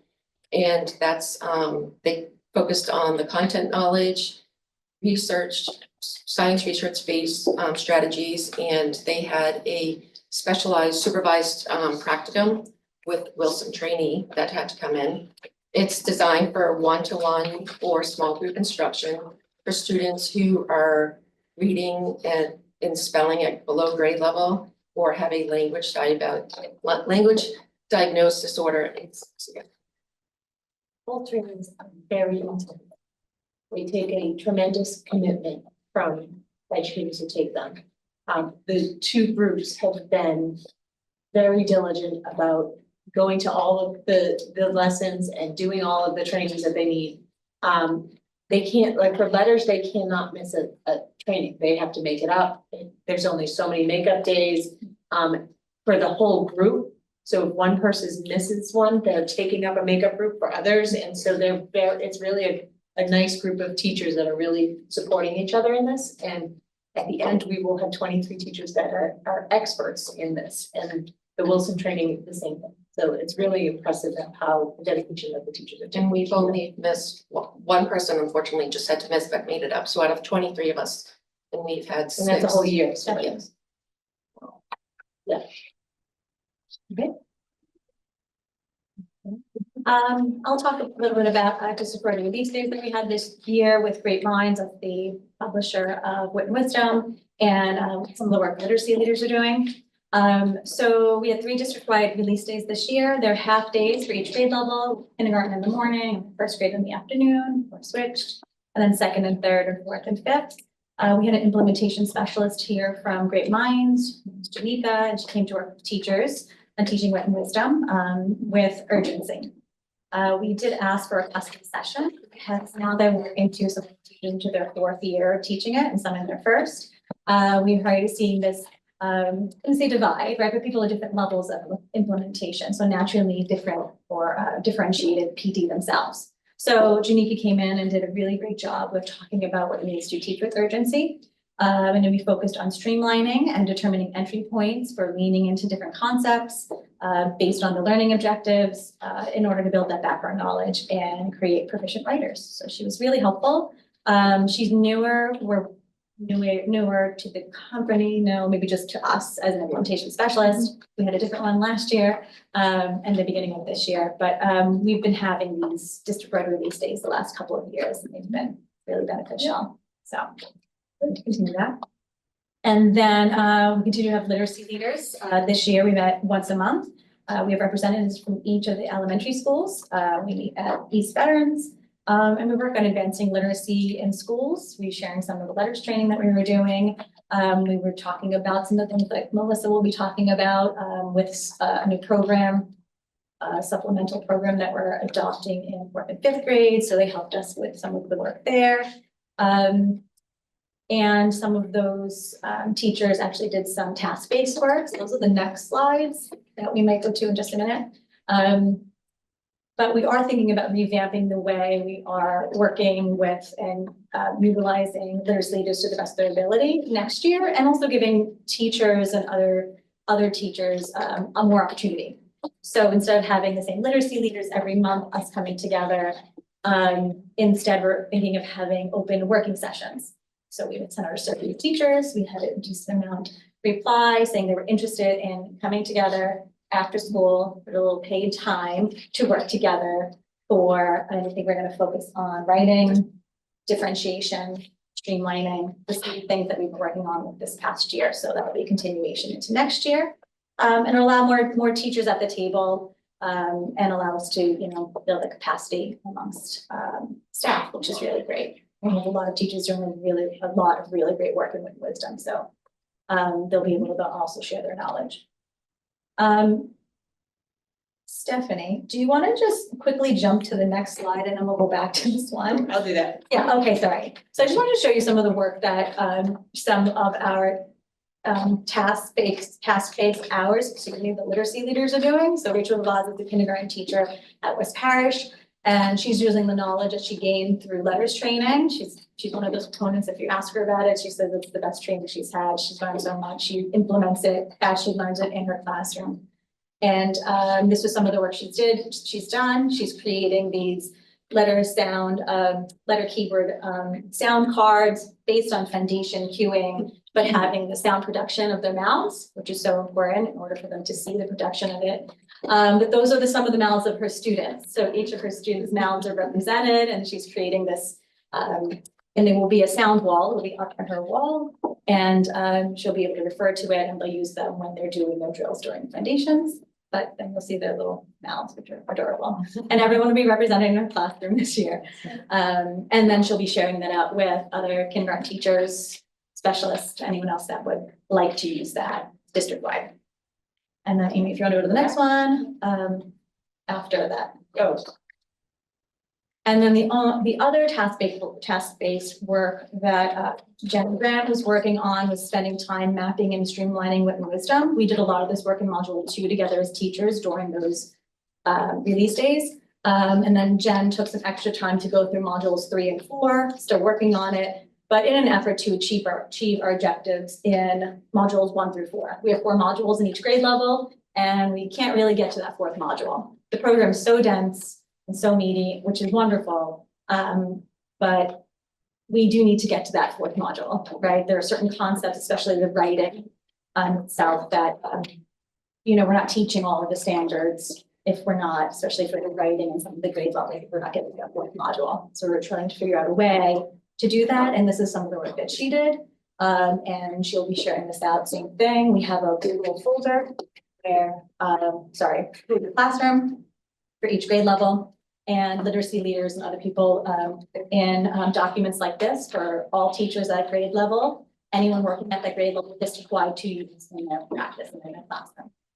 It's the same type of work you heard about from Mike Titus, as you get further into a curriculum and you know it, then you can make choices around, to streamline it, to focus it, so you make sure you get to the most important pieces. Really important to do that work, and you appreciate the coaches and the teachers working together. And I think I'm next. Yeah. Looking ahead, so the Writing Revolution book study is really to go with the literacy workshops that we're considering for next year. So shifting from the literacy leaders into the working stations, after school groups, and focusing our discussions around that book because it works very well and it's where the Wit and Wisdom kind of came out of. Natalie Wexler, which you heard about, Knowledge Gap. It's she and a partner who did this book as well and really diving deeper into the writing. So hopefully that will provide some professional development for us. Then we were exploring digital platforms because we currently have Lexia, which is extremely expensive, but really fantastic. But in our efforts to provide more practice and repetition during the school day, we've been using less and less technology and really trying to get books in their hands. So we were trying to explore other platforms that would still give us a lot of bang for our buck, but not have to worry about spending so much money and very little time. So Fun Hub, which is an additional piece to foundations, is something we already have for the teacher side of the world. So we are considering it for the student side. So we have a couple of teachers who are volunteered to pilot it next year, and we'll get back to you on how that goes.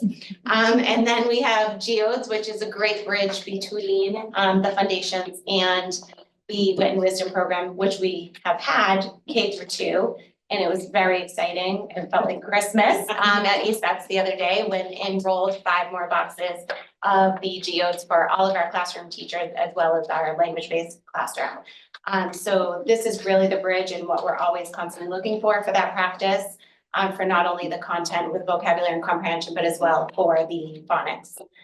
So we're excited, and all of the schools will be getting that. We just happen to be the first. So not to say that East Bets is the only lucky one, because they're all getting them. We've already told our teachers that it has to come, and we're very excited about it. So we had some grant money that we spent before June 30th, and March, it worked out nicely. Thank you. And then Morphine And I Magic. surprised most coaches. Yeah. I didn't tell them that it was coming. And Morphine Magic is something that's been in the works in the conversations with the coaches for a very long time. We've had foundations for quite a while, and we felt we've been doing the phonics side of the world pretty well. We still have work to do, no question. Again, because of that repetition and practice and multisensory approach and just limited time. But we feel we have a solid curriculum in place. The Morphine Magic will extend into 4th and 5th grade and really talk about the prefixes, suffixes, and Greek and Latin roots. And give them even more of a solid foundation in that area of learning to read. So that, and obviously for spelling purposes as well. So it will help them with the writing. So that was our next step in just continuing that work. And it's very reasonable. Money-wise, I think it was $135 per class. The teachers, a couple of them have piloted already, fell in love with it, highly recommended it. We have been exploring it and we adopted it across the district. So we'll let you know how that goes next year. But that's pretty much the updates and looking ahead. Any questions for literacy before we move over to math side of the world? Kind of a little gun shy about it. Superintendent put us on notice. So. Totally. It's a busy night. Busy night, I understand that. One is, I appreciate I've kind of become a novice, kind of trying to figure out the science of reading, because I'm not a great reader. I think one of the things that I'm encouraged about here is your encouragement in the way you speak about the science. How that's translated to kids. I'm also very excited about the integration between what you do and the general class, how you bring that to teachers and make that available. My only concern is like those kids that are either learning disabled or that aren't enthusiastic readers. So that's 24% of the population about roughly. Of our schools, and what does that look like? I mean, so you got a third of the class or 25% of the class, I don't really feel like reading today. And what's the encouragement for those kids to kind of, what does that look like? How do we engage those types of students, I guess? So there's so many different ways that we try to do that. I think that we start with tier 1, that all learners are in the tier 1 instruction, which is the foundations, Geodes, and Wit and Wisdom for the literacy side of the world. And we try through the engagement of the content, which has been leaps and bounds from what we had with Reading Street, because they're learning about science and social studies right along the way. So that's engaging to students, even if they can't read, they can bring their knowledge to the table. So through the oral conversations, through the Socratic seminars, through the discussion, and then we can bring it to their level through the geodes, is why we're so excited about having it K-3 instead of just K-2, because that brings that bridge of what we've already taught explicitly from the phonics side, that we can put a book in their hands that we know is controlled with skills that they've already learned. And now we can have those same discussions with that rich vocabulary and that rich content, but at a level that they can read. And we do that in small group instruction, which we call win time, where we have additional interventionists or special ed teachers who actually join us in the classroom or in various settings in a smaller group so that the students can stay engaged and be part of what's actually happening. That's great. It's just great to hear, because I'm always thinking, that all sounds good, but there's a whole segment of the school population that is a little bit reading leery, for lack of a better term. And I think that honestly, that's why we're here. We analyze that data. We're constantly progress monitoring students who you're referring to. We're always looking for creative ways. We meet regularly, try to discuss, the struggles that we're having with students who are not meeting benchmark and what can we do differently? How can we adjust? And as you saw, we're looking ahead. How can we provide better professional development? How can we provide continued curriculum? Where are the gaps in our curriculum? What about the pacing? We're constantly analyzing and questioning that ourselves. How can we, get that more to the 80 mark that we're looking for? And what's been pretty much a non-negotiable since we started Wit and Wisdom was to make sure that we really keep the Wit and Wisdom block a sacred block, core instruction. So those students that need some of that remedial work may be pulled out for intensive instruction and they're getting, 45 minutes of Wilson every day are not pulled from that, because honestly, those kids, half of the time, and if you see it at your school, they have the deep understanding, amazing vocabularies. Like, that's not what's holding them back. It's the reading, the decoding piece of it. And they bring so much more to the Socratic seminars, the discussions. So I feel like that's been really engaging for them as well, right? Even if they can't access by reading, we're getting them there, but if they can't still participate in that way and feel like they're part of, which they are part of that group, and really great, they're great participants in those. Their confidence builds when they're in a small intervention. Yeah. And we'll hear from the interventionist, oh no, they talked with us here and the classroom, see that in the classroom, but in the intervention where they feel comfortable and it's at their level, their confidence is built.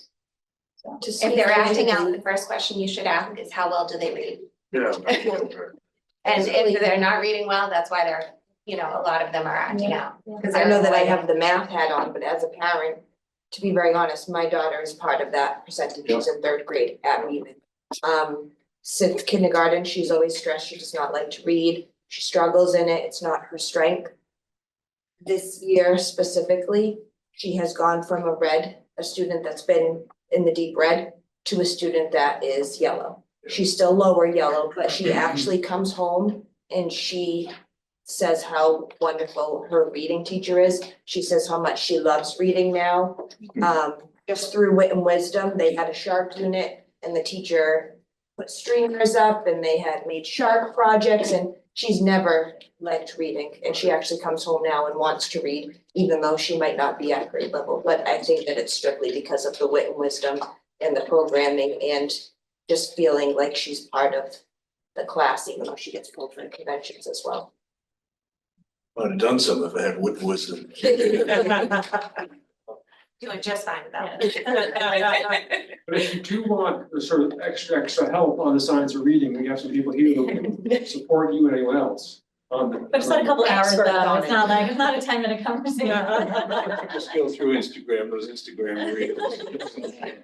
Can I ask one more question? This might be more of a difficult question to answer, but a lot of our students, like especially in the elementary school, some of them are learning English for the first time. So how does that get, managed?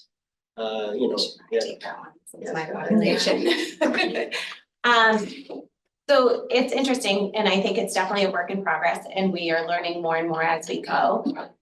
What we were doing very well all along was the language acquisition side, or trying really hard to do that very well through our ML teachers.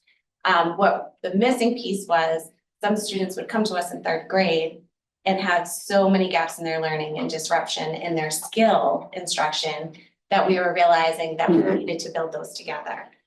So again, through the data and through analyzing their progress or lack thereof, we're really trying to make shifts in our instruction to be sure that no matter when they come in, they're starting at the beginning of the structure of the language and learning English right from A apple at.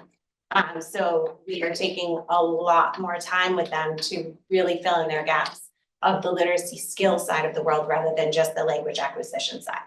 And we're hoping with time, because that's, very new, we're hoping with time that we will see a bigger impact of it. Yeah, and then I have another question, but I was meeting. Yeah, I'll probably remember it later and I'll tell you all about it. So much. Okay, no worries. So we want to math. All right. Here we are. Math update. I'll just start us off. Whoops, I clicked too fast. So our average percentage of students meeting or exceeding, I'll put it in one little graph here for you. So E&I is kind of the math's equivalent of DIBELS. It's the early numeracy, so that number sense understanding. And we're at 69 and 67% at or above. We only give this to kindergarten and first grade, so we're really close to that 80%. They're doing really well there. And then the STAR starts in first grade for math. It started in second grade for ELA.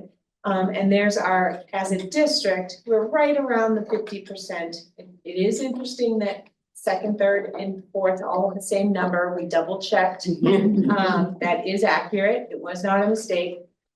I do want to note that many years ago, when I was still a principal, we switched to using the state expectations on STAR 360 instead of the district. District doesn't really mean Gloucester. It's how they rank it. And the state expectations are higher than the district. So we raised the bar several years ago. So when we say meeting expectations, our bar is higher than what the basic 360 is. Because we wanted it to match, better match MCAS data.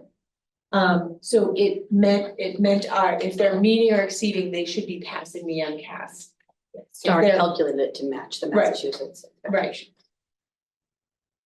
Okay, So you can be partially meeting and be a 60th percentile, just to be clear. So you could be 50th percentile, which is considered average, and you would still be partially meeting. You could be and that goes for literacy. Yes, and- you wouldn't be included in this percentage rate. Right. If you're.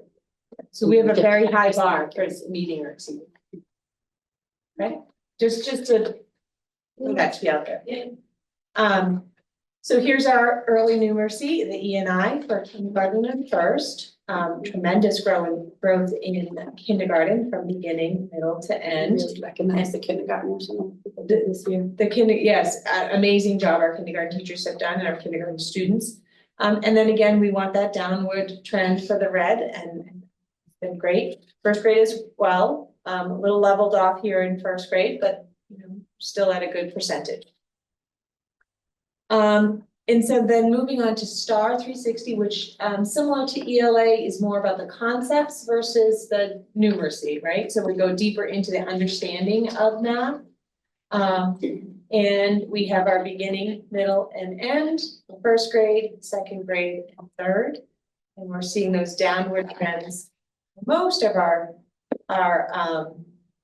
reds, we had a little blip here. That averages out. Yeah, wait, yes. The green went up. Yeah, the green one up. And then here's fourth and fifth. Again, a little level off here, but. And remember, students move in and students out. Right. This is true. Percentage, not always the same student. Right. But then we want to talk about growth. We've been focusing on growth all night. Our first grade growth. We hit that 60% goal. In fourth grade, we are scratching at it at 59.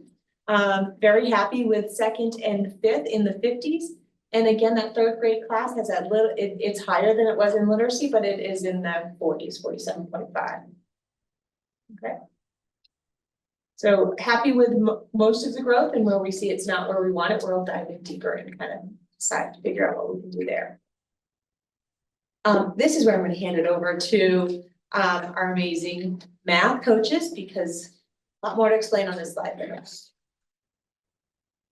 We've explained in previous presentations that book study on practice fluency, we then began to implement that in first grade and third grade, and then other grades in addition to, you heard us talk about that before. So we are a few years in now, and so we are giving to various grades. We're all doing first grade and we're doing different things in different grades, but we're all using it. So we decided to target different focuses at each school just to share with you some different work that we've done. So I'll start it off, since I did the Beeman Grade 1 Foundational Edition. And the pre-assessment was done in the winter. I had 67% of my students that were automatic. That means that they could recall the fact within 3 seconds. And then I had 76% of the students that were accurate, which means that they could recall the fact, but it was after the 3 second mark. And we like to make sure that we track that data as well, because it's important to know, of course, if they're automatic, but we do want to know if they're accurate as well. And I think it's important to understand too, that they're given a box of tools to be able to use. So there's Unifix cubes, there's whiteboards, there's markers, everything that they have in the classroom, they have access to as well. So us as coaches are taking notes. Did they have to use cubes? Did they use tiles? Did they use skip counting? And then we give that information to the teachers as well, so they know what strategies the students are using independently. So this is a one-on-one student interview. So that was the winter. You Now, seeing every student, every grade. yes, Multiple times a year. yes. And then fast forward to the spring, we now have 85% of the grade 1 students that are automatic with their facts, their foundational addition facts. And 87% of them are now accurate with their foundational addition facts, which is a huge jump. In fact, fluency has been our focus now for a couple of years and will continue to be our focus as we hear that feedback from teachers. And we start with foundational and then we move on to derived. It's just the natural progression of the difficulty of the question. So Ms. Parrish is going to speak to the derived. Yeah, so in grade 2, we look at individual students, not only accuracy, automaticity, but also their strategy use. And so that's measured by a rubric, 1 to 4. 1 is, are they counting on their fingers or using counting tools, all the way to 4, which is completely fluent and automatic. And so from this book study, we developed that rubric, but we summarize the strategies, and I'm going to pass these around here. These are the derived fact strategies, so you know what we're actually talking about, and what we're looking for when we ask a student, well, how did you figure that out? So what's really exciting is students at West Parish overall in grade 2 were originally at an average of a 2 on the rubric, which means they were fluent in some facts, but still counting. By the end, in March, they were mostly using strategies. So if they're not fluent, if they're not automatic, we do want them to be using strategies to get there. So Is that a scale of 1 through 4? yes.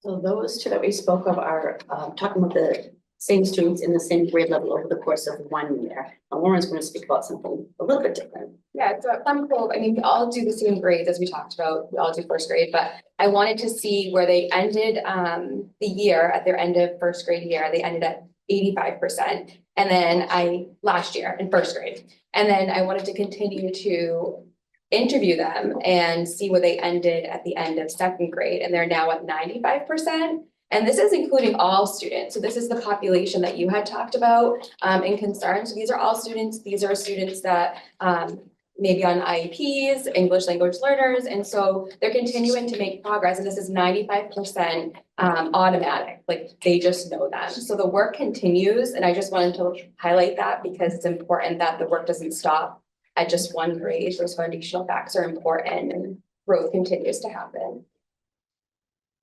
I will speak of multiplication, so we make that shift in third grade. We know things are getting more difficult, and that is where they see the foundational multiplication for the first time. So you're talking multiply by 0, 1, 5, 2s, 10s, square numbers. So third grade at the beginning of the pre-assessment, we aligned it so that it was prior to the multiplication unit from the Math Focus, as well as the teacher implementing games out of this book. So this was a true pre and post test. So starting at 44.5% and through implementation of the games and the unit, we are at 6. That's automatic.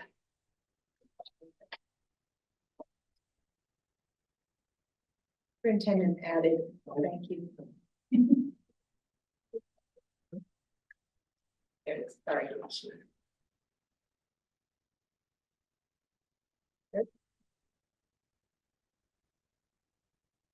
So we will continue that work. Go on. If we go on to the next slide, I think, is it the math leaders slide? Math leaders over the course of this year, we meet monthly. One of the tasks that they had was to identify grade level appropriate games and we showed you one last year, a video of it. So they're continuing to grow the video library. So there are, our goal is 20.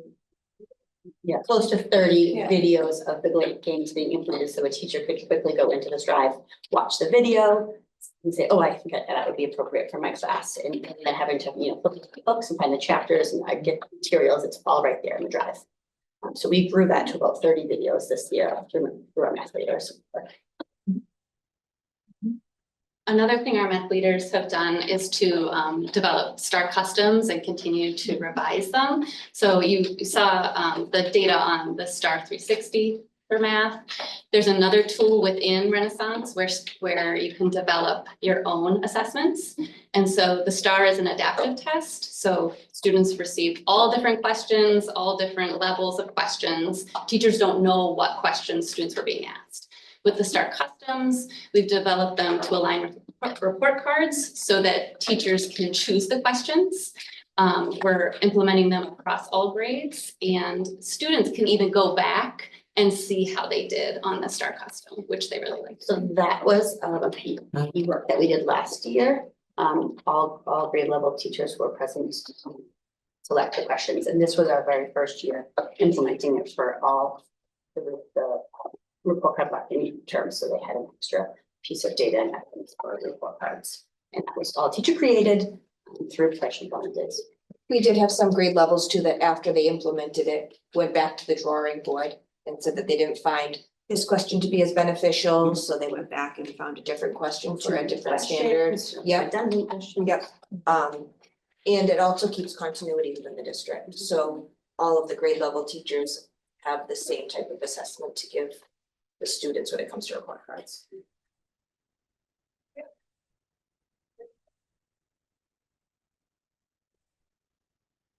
Each month at our math leaders, we provided an article from most often the mathematics teacher journal. And so they would pre-read an article and then we would have professional discussions that open up our math on various topics.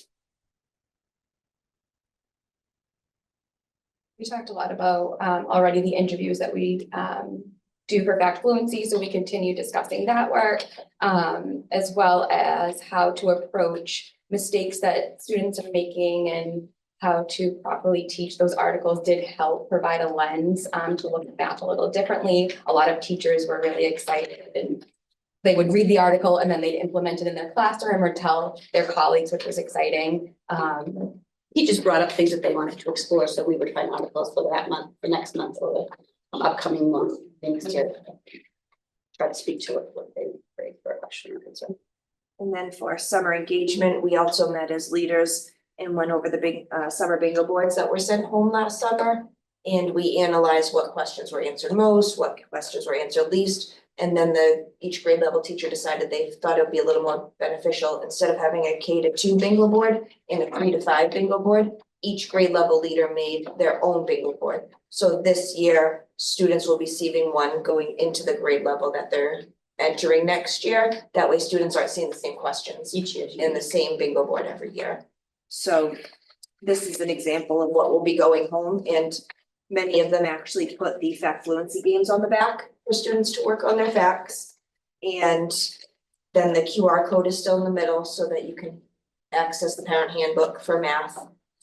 And as well, it's translated in Portuguese and Spanish, so those students can use access to it as well. Sure. So this is really coming from the parent. So I love that there's an incentive, right?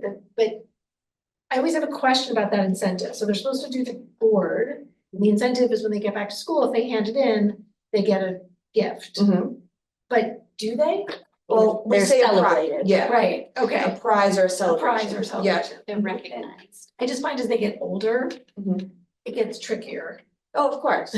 because they're no longer. So within the month of September, we try to bring them onto the playground and either have a popsicle with them or have a trinket with them. But we recognize them, I take photographs of them, make sure we make a big deal about the student participation. We actually do combos sometimes, Yeah. do literacy on that. We do the combo. as Right, well. because you're right, you do that too. It's just good to sort of drive it with. And just even the photos and putting the photos on Class Dojo and really celebrating, school-wide. Still doesn't get them reading, does it? Not enough of them. Summer. I would say participation from 2 years ago to this past year was an increase. It was. It sounds like fun, but I always like that. But maybe some They're people fun, they're things like are measure making beach it very volleyball. interesting. They're, They patternized some. yeah, they make them summer friendly. I mean, that's my experience. They make them summer friendly. It not to be too much of a lift for Yeah. families, something that's enjoyable to do together, to get you even talking about, add the planes up to.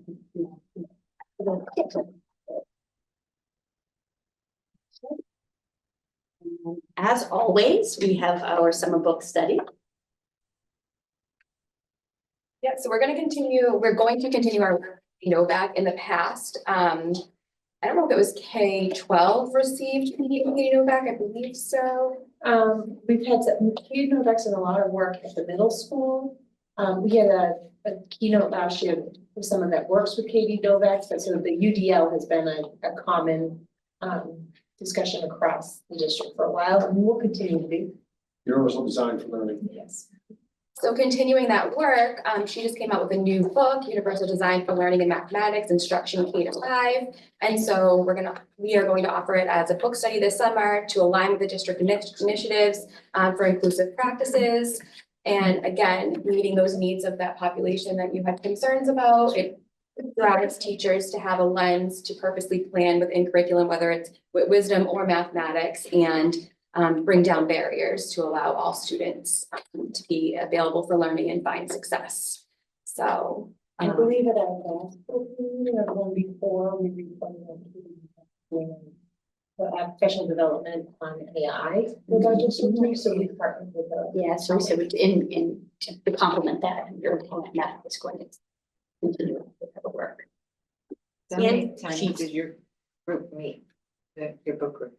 And we are 15 hours total, so we have 5 hour and a half.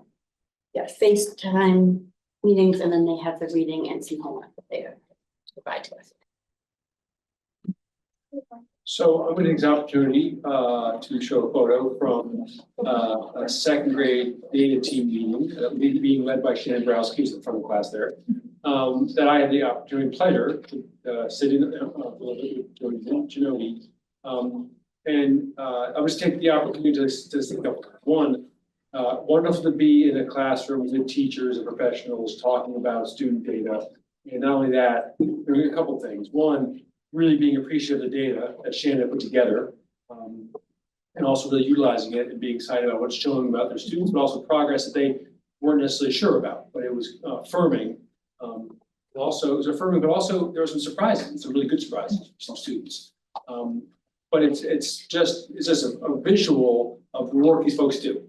every day, every week, throughout the year. And it's such a combination of, it's actually hard to describe, but it's assessing students, it's working with students, it's supporting students, staff and principals. It's organizing data, it's organizing work, it's supporting people in small groups, individually in large groups. It's preparing professional learning. Okay? They're experts, they're teachers, they're educators, they're supporters. And it's really, like, professionals don't get better only, just on their own. They get better through working with others. But it's hard to organize that in a busy teacher schedule, or hard to organize, busy principal schedule, it's hard to organize all those things. And so these folks are not only, hugely vital to our professional learning and the progress of our schools, they're just hugely talented, skilled individuals. And we have just complicated jobs like we all do, but just want to appreciate their expertise, their knowledge, and the way they work with folks in just so many different ways. That without that, it's hard for teachers and teachers to do it on their own. I'll jump on the word expertise. Yes. Yeah. I mean, it's obvious that, you have so much knowledge that, because you're so focused on that as well. And, not just a resource, but like educating your peers and kind of bringing them along where they don't have as much exposure as you do to your, to the subject matter, because, they're doing more than that. So years ago, before we hired, we engaged with the Bay State Reading Institute, which was the first data that the district, brought them in, and it was a big investment at the time. I went to data meetings in different districts as part of, asking us to invest. So the names didn't come to me because I didn't know the kids, but I was literally, in the meetings where they could see how they track kids and how they talked about kids. And it was really very powerful to, have that sharing of information among a lot of educators trying to help and get kids to progress. And here we are.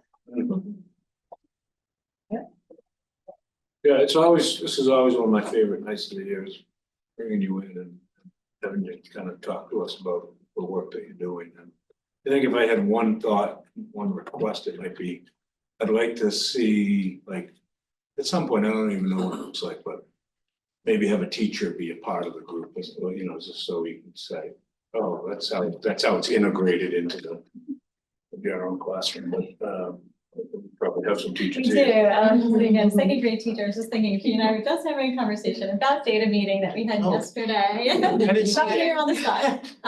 But I was thinking as we were talking about it, how, what I love about our job is that we do get to work with teachers who are so passionate and then want to advance their own learning, and then come to us and talk about their students, concerns about their students, and then seeking out their own professional development and sharing it. But I feel like, okay, I have to be on top of my game to meet my teachers, because they want to better their practice. So I feel like we have those conversations all the time, and that makes for a great environment. It's not always smooth, but it's,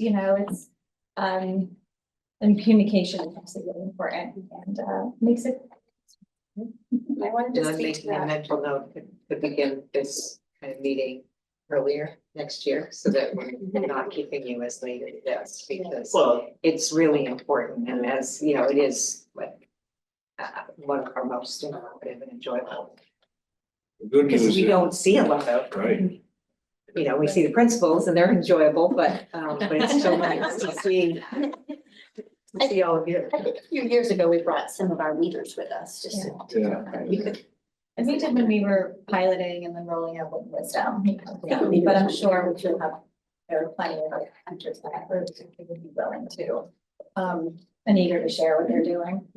I think what's really powerful is a lot of the PD that we're giving, a lot of the things, teachers are now pulling that and making their goal, aligning with fact fluency. Oh, can you come do these interviews? And they're not grade levels that we typically focus on, but if a teacher requests it, we're going to do it. And so a lot more requests and wanting to see that data and have it drive their instruction. Eager Exciting. to try it. Yeah. Same with special And it's education coming from teachers. teachers. I Yeah. have 2 different grade levels who adopted that as their professional goal. Great work. just a quick little recommendation, I guess, I don't know, I think I've said this before, but like, for me, I think looking at this data, you know, you see like, say, like, you know, the third grade and we have certain concerns. And if I was in your position and I was in a data meeting, I'd like to see like throughout the years, how that cohort, say like class of 2035, you know, are these problems like still following through, not, I hate to say problems, but like concerns, are they, you know, following through the grades, are they improving as a class, you know? And, you know, I think that would be more helpful for me to understand what's going on. Is that something you guys? So the coaches go down to the very minute level of each class, each student, each standard for each student. Like they can dive really deep into the curriculum and into the student data to see where they need support. And that's how they design the interventions that students need, both in literacy and in math. For the presentation here, we do a more global presentation, but not only being experts in the curriculum and in math and literacy, they are experts in the students in front of them in school. You know, you're saying on an individual. On individual level, and they will follow students throughout the year. Yeah, that's even better than what I was suggesting. Right. So we do individual, we also Yeah. do like cohort by grade. So I will, if you're welcome to come to my office anytime you like, Yeah. but I have every year that I have been with these particular students, every year was on the wall of what that grade level's progress is from when they were kindergarten to first grade. Yeah, okay. To tracking it by percentage. So this is this year's page by grade level, about every grade, so you can follow Yeah, that so same you classroom. have a master spreadsheet, whatever, yeah. And we talk a lot with our principals about it, like Jody and I meet, and Ginny, we meet every Thursday, but also we will track year after year. And like now's the time where we start to think with the staff that we have, what grade levels do we target the most? Is this grade level improving more, so maybe we can ease up on those supports a little bit? Or is this grade level struggling another year, so we need to bump up those supports in September in hopes that you don't see that dive again? And we use that multi-year data when we have some extra funds where we had grade level tutoring this year. I know we target math for ESPEC's targeted 3 through 5. I think ELA at ESPEC's targeted different grade levels. So we're using that data to determine where we are going to put those resources. Each one of us did that differently. But we do look at even like we were suggesting, I think even originally what the way you were suggesting, seeing the third grade and tracking them, say through 8th grade and then tracking them. Yeah. We actually have done that, That's awesome. and that's what actually brought us to changing our curriculum. Yeah, there you Yeah, go, so- there's the next piece, and obviously with those transition points between elementary and middle school and high school, yeah. Because we felt we were doing due diligence and then suddenly in middle school, we were seeing a dip and that's Yeah, what brought yeah, us to yeah. the background Okay, knowledge. I'm and- glad that's in your, you So know, it's, yes, minds. at the individual minute level to the Yeah. overall. I know you're taking like a 30,000-foot view, giving that to us, and I'm Exactly. just putting on my like analytical head thinking, We also have platforms. Currently we have Linkit. We're switching over to Open Architect, but those platforms allow us to look at a whole child from kindergarten, say to high school, depending on where you're trying to look at all the data. You can pull up their E&I from kindergarten when they're an 8th grader, right? yeah. And See it. the Star 360, 2 years ago, we added it to the high school, so over time, we'll be able to track a student's progress from in math or ELA from first grade or second grade for Star, all the way to graduate. And that's a curriculum we'll probably keep for a while, right? So it's benchmark assessment, it's Yeah. assessment, Oh, yeah, so okay, yeah, it's sorry. assessing them on the standards. Yeah. And the curriculum should be addressing the standards and bringing them along, that's the goal. We look at multi-year when we're having, say, a child study meeting, we're trying to make a decision if they are responding to intervention, and did they respond this year, did they respond last year? Okay, they haven't responded, okay, we're going to refer this child for X, Y, or Z, and we'll use that multi-year data. Thanks. Thank you so much for Thank you all. Thank you, sorry, thank you very Great much. stuff, thank you very much.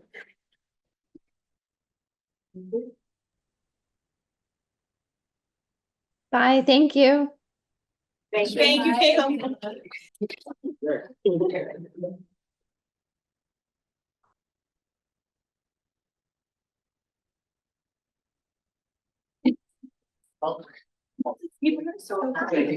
So many people. There they are.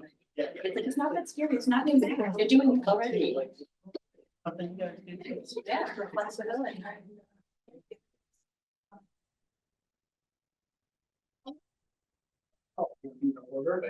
Let's do this. Done.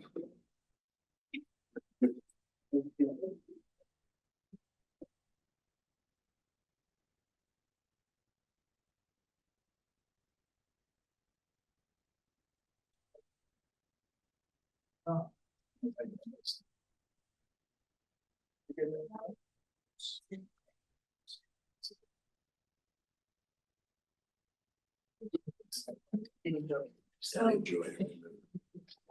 Come on, it's generic. Oh, no, are you, oh, no, I think you can get moved. I can move, yeah. If you're on the. I'll let you read this.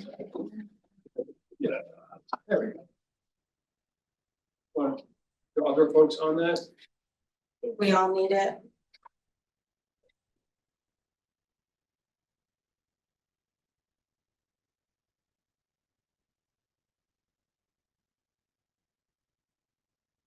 Welcome. Thank you. Bye.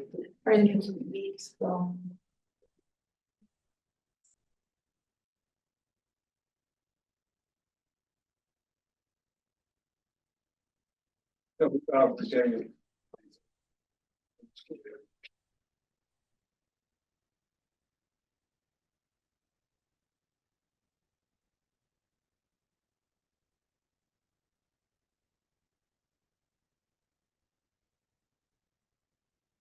Yeah, guys.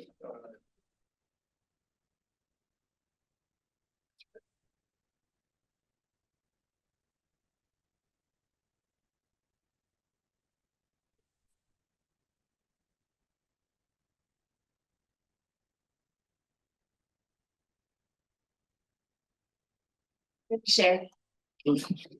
Yeah, do that because I just deleted That's the fine. email that I don't. No worries. All good. Right. All right, folks, so I will present. You are ready to go.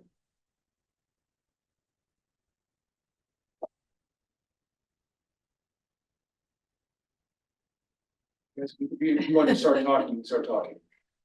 Welcome. Why don't we introduce maybe? Yeah, introduce yourself, say hello to the crowd, friendly, go.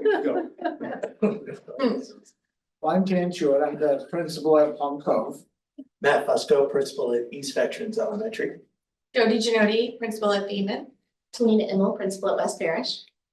Welcome. Hi. And tell them what you're doing tonight.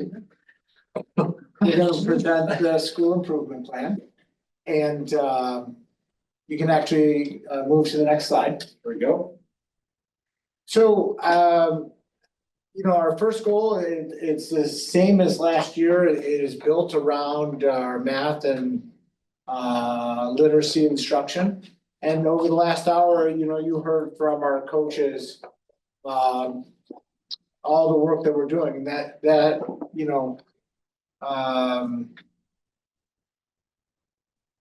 in these bullet points here, I mean, it really encapsulates a lot of what they were talking about last night.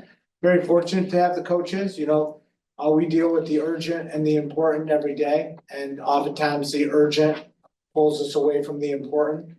And the coaches do a wonderful job by always keeping their eye on the horizon and what's important. And, the reality is around goal one is we need to keep at the work that we're doing, the work that they were talking about tonight. And so that's with our math instruction, wit and wisdom. You're gonna hear more about expanding our work in the writing area.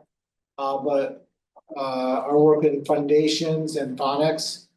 And then everything that they were talking about is then how do we analyze that data, work with teachers, how do we move students on an individual and collective basis?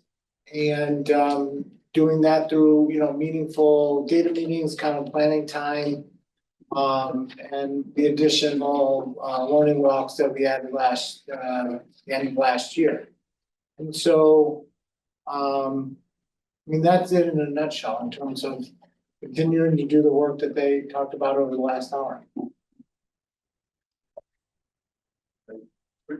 Yes. All right, I have goal 2, which is just really a continuation of prioritizing social and emotional needs of students.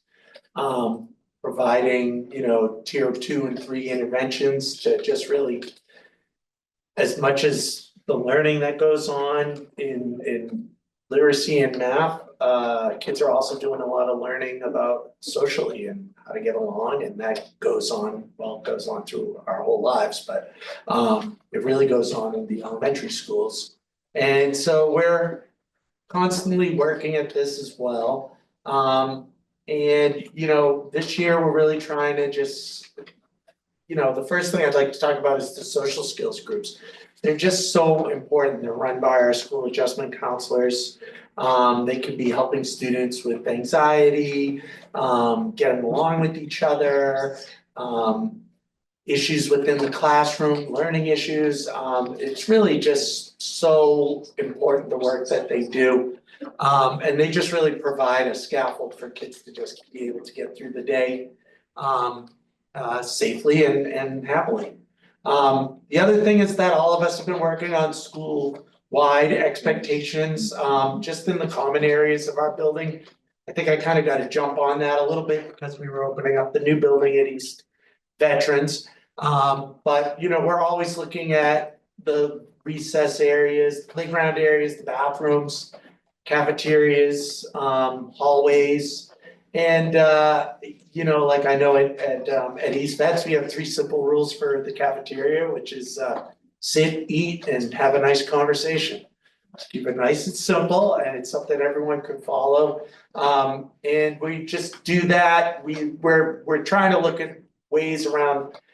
The hallways have been a thing that we've been trying to focus on right now, and of course recess and the playgrounds are always areas for kids to work out their things. So having these sort of school-wide expectations and working that out with kids has been really important.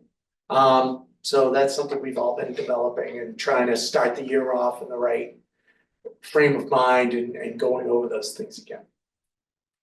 Third bullet point is the trails curriculum. So we are in what year are we in for the trails? Third year. So people are really, this is a social emotional curriculum that's done at all the grades by the school adjustment counselors. So in year 3, what we saw this year was that the familiarity with the program now is the school adjustment counselors are able to get through the entirety of the curriculum during the school year. So that's been really great. And they've actually been able to supplement like the last month or so has been school adjustment counselors sort of supplementing and adding to the trails curriculum and touching on some other things that maybe the trails curriculum didn't touch on. So I know at my school, they're sort of going back and doing some of the work around the phones and the computers and the social Skills. Social skills, yes. So the internet and all that old, all that computer stuff, What do you yeah. mean about phones? Just talking about responsible use of their phones and the texting and that type of thing. Pete Satericom, Officer Sateric came and gave a great, to the 5th grade, gave a great presentation to all of them. And that, so we manage it just the same as at the middle school. The phones are there and they're part of our lives for kids. But they're away. aren't They're they? away. Oh, they're away, yes. This is when this is when they're on their own and. Right. But that stuff can sometimes bleed into the work that we're doing at school, so we address it proactively. But no, they don't have. Done. All right, goal for A, school attendance. Obviously, this has been a goal that you've seen the last few years. We've put a lot of effort into this, especially post-COVID. Sort of getting everybody back into the routine of coming to school regularly, obviously is very important. We are communicating with families on a monthly basis through a postcard to let families know how their student is doing in terms of their attendance. Not necessarily a judgment, just, this is how many absences they've had this month, just to kind of reactivate that in people's minds. We each have an attendance team in our building that's comprised of a group of people, a mix of people, counselors, nurses, teachers, that sit each month and kind of look at the attendance patterns, talk through, cases where we're particularly worried or we're seeing a significant change. Not for the good necessarily, but even sometimes for the good, and we want to recognize families when those changes come about. Carmen Ocasio has been attending those regularly at our buildings and has really been a huge addition for us in terms of helping us team with families. Being a fluent Spanish speaker, she's been a huge help in terms of engaging our ML families and helping us reach out. She's done in a couple of the different schools this year, she's done a little bit of work around having parent copies to kind of engage families and get them into school and talk through some typical roadblocks that families might experience with school anxiety and just different ways to work through having a kiddo that might be a little reluctant to come in the morning and how to ease that and make some suggestions for that at home. This year, a lot of us have also implemented some different reward systems, whether that's on the trimester or monthly, to just read aloud on the loudspeaker or give a trinket or a certificate to acknowledge that kids are coming to school and having perfect attendance for a period of time, trying to chunk it out through the year rather than wait till the end of the year. That seems like a really huge goal for the little ones, so giving those rewards along the way. And our work has really been work paying off for us. If you move to the next slide, you'll see that we've had some great growth over the last couple of years in students attending school and how we're doing in that. So our efforts are providing fruitful, and we will continue to work on that in the coming school year as well. One of the other things that we do is try to just keep it as a topic of conversation that we address every year as families come back to school at Meet the Teacher Night. We as principals sort of engage families and talk through the importance and how it can seem like a day here or there can really add up and how that can really impact a student's learning. And then we ask our teachers to have those conversations again at conference times, especially if families are struggling and sort of marry the two of, we're seeing they're not in school regularly and we may be seeing a decline in the way that they're performing in the classroom because often the two are related.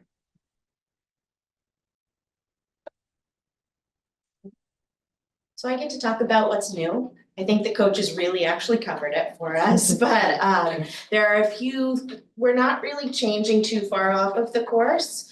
I would say the first kind of thing to highlight is that last year when we were identified for a TAG grant by the DESE, they let us know that Math in Focus is no longer considered a highly qualified and high quality instructional material. And so what that means, high quality instructional material is something that is aligned to the standards, that has ease of use, has implementation and resources available, really reflects inclusive practice. And then for math, if they have other subcategories there, but that would be a process that we would start looking at next year, as there would be a process like we did for Wit and Wisdom or everything else that would be coach and teacher led through that process, but it is something that we've known and just had to time-wise consider when's the right time to go there. We can't adopt too many new things at once, but it is time for us to look at a new math program that the DESE would support for us. And another thing, continuing with Wit and Wisdom, now that every grade will be going into year 3, really being able to look at the streamlining of the pacing in order for us to really hit all of our writing objectives. From all of first really hits all of their writing objectives so that second grade is set up to be successful, and third grade, when we don't get through all 4 modules, some of those writing elements that we wanted to teach may not be getting addressed. And so it just kind of, we have to figure out that process, and it takes a little bit of time. So the streamlining of Wit and Wisdom will allow us to really emphasize the writing instruction in our classrooms. And then the third thing is that we are all embracing co-teaching and inclusive practices in different ways next year. You know, I talked to my teachers about, since we've implemented Wit and Wisdom, we've really tried to have anything to do with comprehension or writing be a B-grid service, which means in the classroom, because that's being out of the room during Wit and Wisdom, which is speaking and listening and reading, comprehension and writing. Being out of that classroom for that doesn't give them the peer models, and so we've been building that in support anyway, but it hasn't really been a true co-teaching model, but we've had the inclusive practices there. So we're each approaching things a little bit differently. At West Parish this year, we'll be doing a true co-teaching in 3, 4, and 5 math classrooms.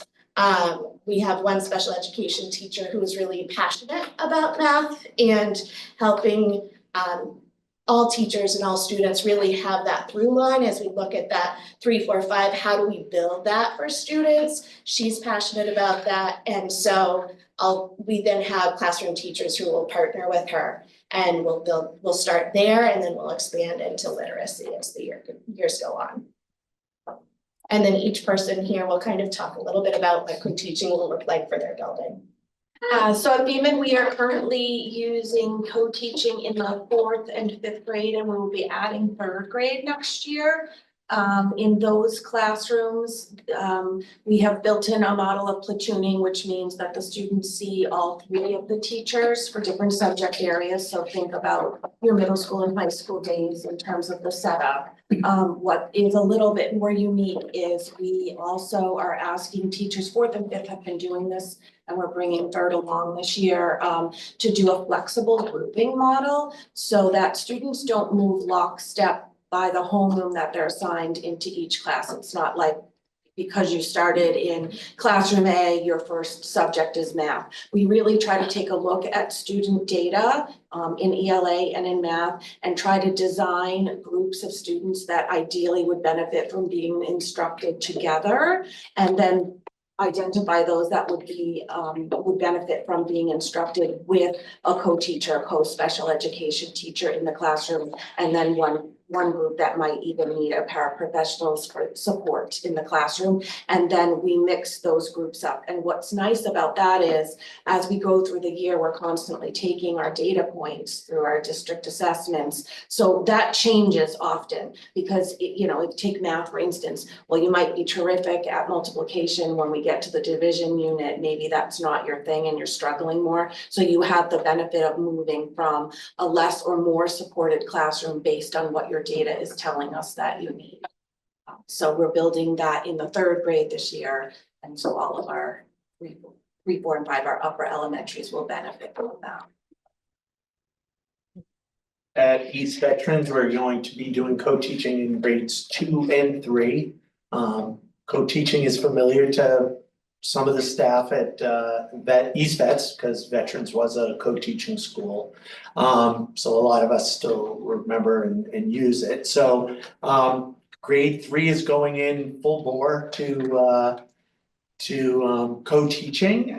We're gonna have the multilingual teachers involved as well with co-teaching in the classroom. So it's gonna be fully inclusive. So really proud of that team for really stepping up and they're just going to totally embrace it. Grade 2 is also going to be doing co-teaching. They're going to use it during their what I need time to sort of start it off in co-teaching. So they're going a little bit slower, but we are all going to be focusing our PLCs, our professional learning communities, learning walks, staff meetings. Everything's going to be geared towards the entire staff watching how the co-teaching is going and learning from them, and then bringing more people on. And as the year goes on, people will try it in different silos at other grades to see how it goes. So we're all going to be kind of learning together. There's also some time over the summer that we're planning on getting together as well to work together to set up schedules and everything else, especially with grades 2 and 3 in the co-teaching. And Plum Cove for co-teaching in 1st grade and 3rd grade, which means that fundamentally A special education teacher will be in each of those 3 rooms for about 45 minutes a day, co-teaching with the classroom teachers. That's our presentation. Do you have any questions for us? Before, I kind of have one piece to it. First of all, thank you very much, everyone. Do you want to take a step? Oh, yes, sorry. Thank you very much, everybody. I just add one thing, is the other piece, and this is for 3 of the 4 schools, so West Parish, East Veterans, and also Beaman, is also work on the program, special education district programs. All 3 of those schools have district programs, so we have a lot of work on that, which is, well, supported by Michael Jarvis, but also really led by these folks in collaboration, so that's another area, why it wasn't mentioned, there'll be a lot of development on over the next, year and beyond, so it's right up there in terms of importance of those 3 schools, right up there with all the other 3 priorities that I mentioned, so there'll be a lot of work on that too, so. That's all. Any questions? Yeah, this is, I guess we've implemented co-teaching in some respects in various elementary schools. But I'm trying to like imagine how this is done without, say, like multitasking, having more than one teacher in the same room without it being disruptive to one or the other. I'm trying to imagine how that's not the case. And I mean, is that a problem? Is that a challenge? It comes down to planning. Yeah. So it really does come down to, it's, the 2 teachers have to determine like, what's the material of the day? Does that class of 20 need to be split into 2 groups of 10 and they both run the same lesson simultaneously in different parts of the room? Is it an intro piece where they both can kind of go back and forth with each other? Where they're both kind of really co-teaching a whole group lesson at that same time. They bring different elements and, I get boring talking. It's nice to have a sidekick now and then. So, that can be really powerful. But you can also then, have a group that needs either the reteach or the pre-teach, and that co-teacher has that level of pedagogy and expertise to be able to help those students access it in a different way, but the same content in the classroom. We lose a lot in transition time and by not having students have the same material when they go out for a small group sometimes. So it will take work and planning, and it's not going to be easy, and teaching isn't easy for anyone. And so this is something that we just have to, we know it's good practice. We know it's really important and good for kids, but we have to, really support our teachers as we do this work. And we have Matt gives good examples of the different ways that the schools will be doing that from a bunch of different angles. All the professional, the collaboration time that we have in schools, and I mean everything from staff meetings, PLCs, professional learning, early release days, crucial to use all those as Matt described, on supporting this and supporting teachers to do that. But so there's limited time, so we gotta use all the time really well. Yeah, and I think Dr. Jarvis was saying that, this is a proven concept he's had in his previous experience. I'm sort of trusting that that's true, but it's more like trust but verify. We'll see how this goes. Because in his mind, it's, we gotta reevaluate as we go every year, reevaluate. So I'm just, hoping this works out in the long run, I mean, there could be many good solutions to educating children. And this could be one of them, the others. I can promise you one thing, it'll definitely more than a year, get our inclusion approach, as strong as we want it to be, or as strong as it will be. As Tina's saying, it's complex, it's also shifting how people work and think and practice, and various levels, because we have folks that even have been doing it, folks that, East Veterans have been doing it, so there's also, a wide variety of experience, expertise on it too, so. Yeah. But, it takes time, just like it's taken time for Quinn Wisdom, to develop that and learn that approach. It's a curriculum, this is a instructional collaboration. Take time, really get as good as we need to be at. I have a question for Dan. So you said first and third. and I know it's just the first year. Would you do it in the following year, like in first and third again? Or in other words, it wouldn't necessarily follow the class, right? Correct, I Maybe mean, stay with the team, or, I mean, I assume anything's a possibility as your school evolves and you make decisions about what works and what feels most effective. yeah, I think, it all comes down to resources. Small schools are different than big schools, you know, and so there's challenges in big schools, there's challenges in small schools. In small school, in terms of when you're going to schedule this, we have 3 special education teachers.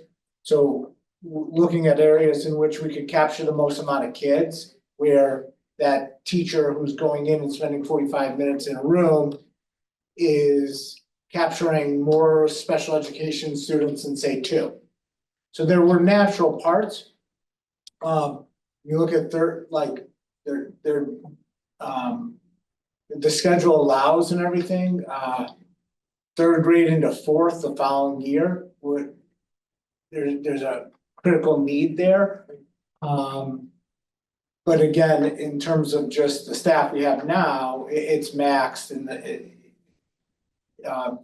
it's hard to run both models, right? Where we have push in and pull out all at the same time. And so, and lastly, the biggest thing is then you have these 2 programs in Math and Focus and Wit and Wisdom, which are prescribed 90 minutes, long stretches of time. And you're trying to capture, as Matt was saying, this kind of what I need win time of when you're providing that additional co-teaching support. I want to pull kids from PE or music or other activities. And so in a 6-hour day, it is a real balancing act, and each of the buildings are just so different in terms of size and makeup. But there are logical points. It would be nice to continue those models on. And yeah, it's hard to predict. And you have to really work with the teachers to get them to use their voice to the things that are working for them while we still stay true to the framework of co-teaching so that it's a dance. Thank you. Thank you, and Right, thanks for thanks being so much. patient. Thank you for being so. Sorry it's so late. Always good to see you all. Thanks.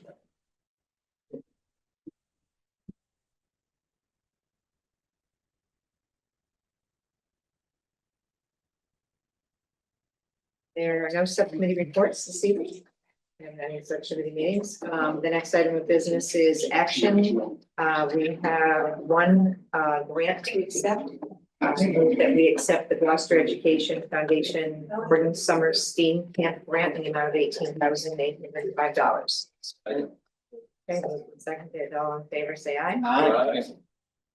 Excellent. Next item on action is to adopt the revised school choice policy, JCA. You have been handed policy. From the existing copy, I have a copy. Yeah, so you have 2 pieces of paper. One is the top should be the change, the new version with the changes tracked. You should also have a clean copy as well. Okay. Should have 2 both of those, right? Yep. Yeah.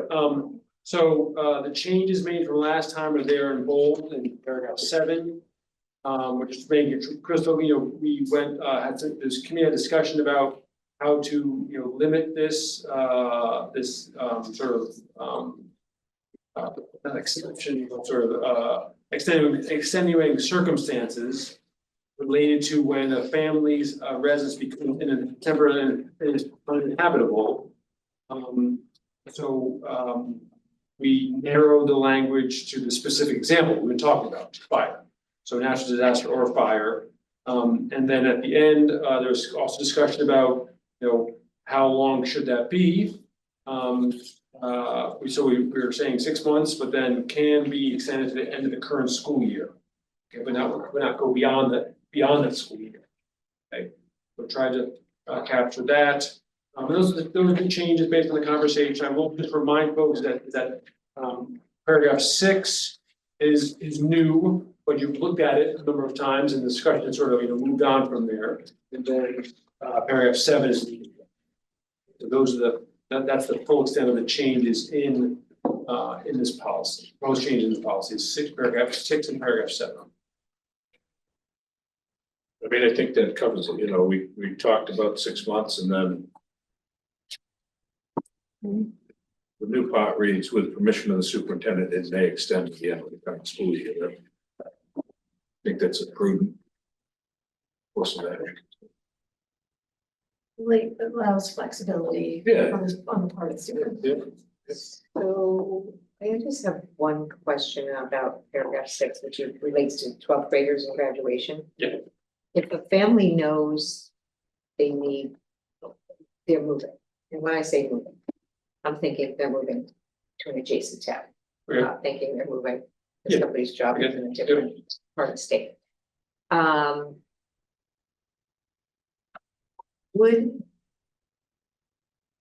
Would there be anything that would preclude us from allowing them to apply for school choice prior to our deadline for school choice, so their students can be, like, I'm moving in October, right? And this has January 31st as a date. So I'm feeling a little worried about a senior who spent 3.5 years, right? Technically, like, they moved December 15. I'm sure the family is expecting that it's going to stay and graduate with this class. If they are staying in the vicinity. John, is the timeline for school choice is before the beginning of the school year. Right. And So they would we- have to know that that might be their plan to reach out to the school and say, hey, Yeah. this is a possibility. Yeah, that's certainly possible, yeah. I mean, they'd have to, because as we clarified, you can't have anyone apply outside of that time frame. Then it's considered, this is by the state guidance and regulations, because then it's inherently considered unequal. So, but to have, exceptions who are applying outside of the program, so as long as they apply within that time frame, they get treated as like everyone else does. Yeah. Okay, so I guess I would just want to make sure the high school administration is aware of this as it relates to how they might have conversations with students and families. Yeah. I'm sure it's, Yeah, and actually- rare, if not, Yeah. hardly ever, but Yeah. I would just want to make sure someone's proactive about saying, oh, Right, yeah. what's your plan? And so, I mean, again, I know there's a change over in the principalship at the high school, but we went over, because this change, JC, it's happening presumably tonight, and the other ones for school choice, elementary or interdistrict. So we actually went over all the changes today at our leadership meeting with principals. So, but also, the reminders would be necessary as well. Okay. I move that we approve the revised file JCA assignment of students to schools. Second. Okay, moved and seconded, any discussion? Okay, all in favor, say aye. Aye. Okay, well done, program so. Well done. It took a little while. Well done. It's It's a done. labor of love. And just make sure that it gets the revised date. That's good about that. The revised. One piece of perhaps new business, What? you have one piece of new business. I have a couple things. Okay. One, I want to make sure everybody is aware our next school committee meeting is on Tuesday. June 24th instead of Wednesday. June 25th. There's a local event going on. We do this every year, I think. Well, usually I think somehow we, We did it last year. Usually we're done before. yeah, Oh, it's, okay. And my second thing I would like to propose and encourage is that we shift our start time of our meeting on an ongoing basis to 6. Because these late meetings, well, one, it's, if we're having administrators come. And I know sometimes there may be, people showing up a little late from other obligations or whatever. If there's regular outside commitments in terms of a regular job, like Melissa had We'll get Peabody, so it's hard for her to get here. So we moved it to 6:30. I would like to ask if everybody is okay with the 6 o'clock start. At the moment, I am. Sure. I'm Sure. okay with it as long as like if it were scheduled, right? Yeah, I mean, as far as like, it's hard when it's 6:30 and then it's 6. No, we Right. would move it to 6. Yeah. I was for that for a while, but Melissa, it was hard for Melissa. Yeah, when, I think you said this, Kathy, but when you change to 6:30. When she Yeah. goes back to the regular workplace, then let's go back to, we can see what he's. No, I think earlier is generally better. Okay. That's what we'll do. That's something we don't need to vote on that. We just No. move it. And I'll make sure that Kelly on the agenda says, please note, it's the regular start time for or something like That'll that. So start that Tuesday, the 24th, or Yes. so I might not be able to make that. It'll be at 6:30. Oh, I might be, yeah. Okay. I think that's everything. Well, it's scheduled already at 6:30 next week, and then maybe it'd be better for a clean start next year, is that what you're saying? It's fine to do it. I don't find it. It's not posted yet, not scheduled. Yeah, my schedule doesn't have to change every day. Okay, I think that's everything. Motion to adjourn. Second. Okay, all in favor, say aye. Aye. Thanks, everyone. So Thank 6 you. o'clock next meeting. Good night. Yes.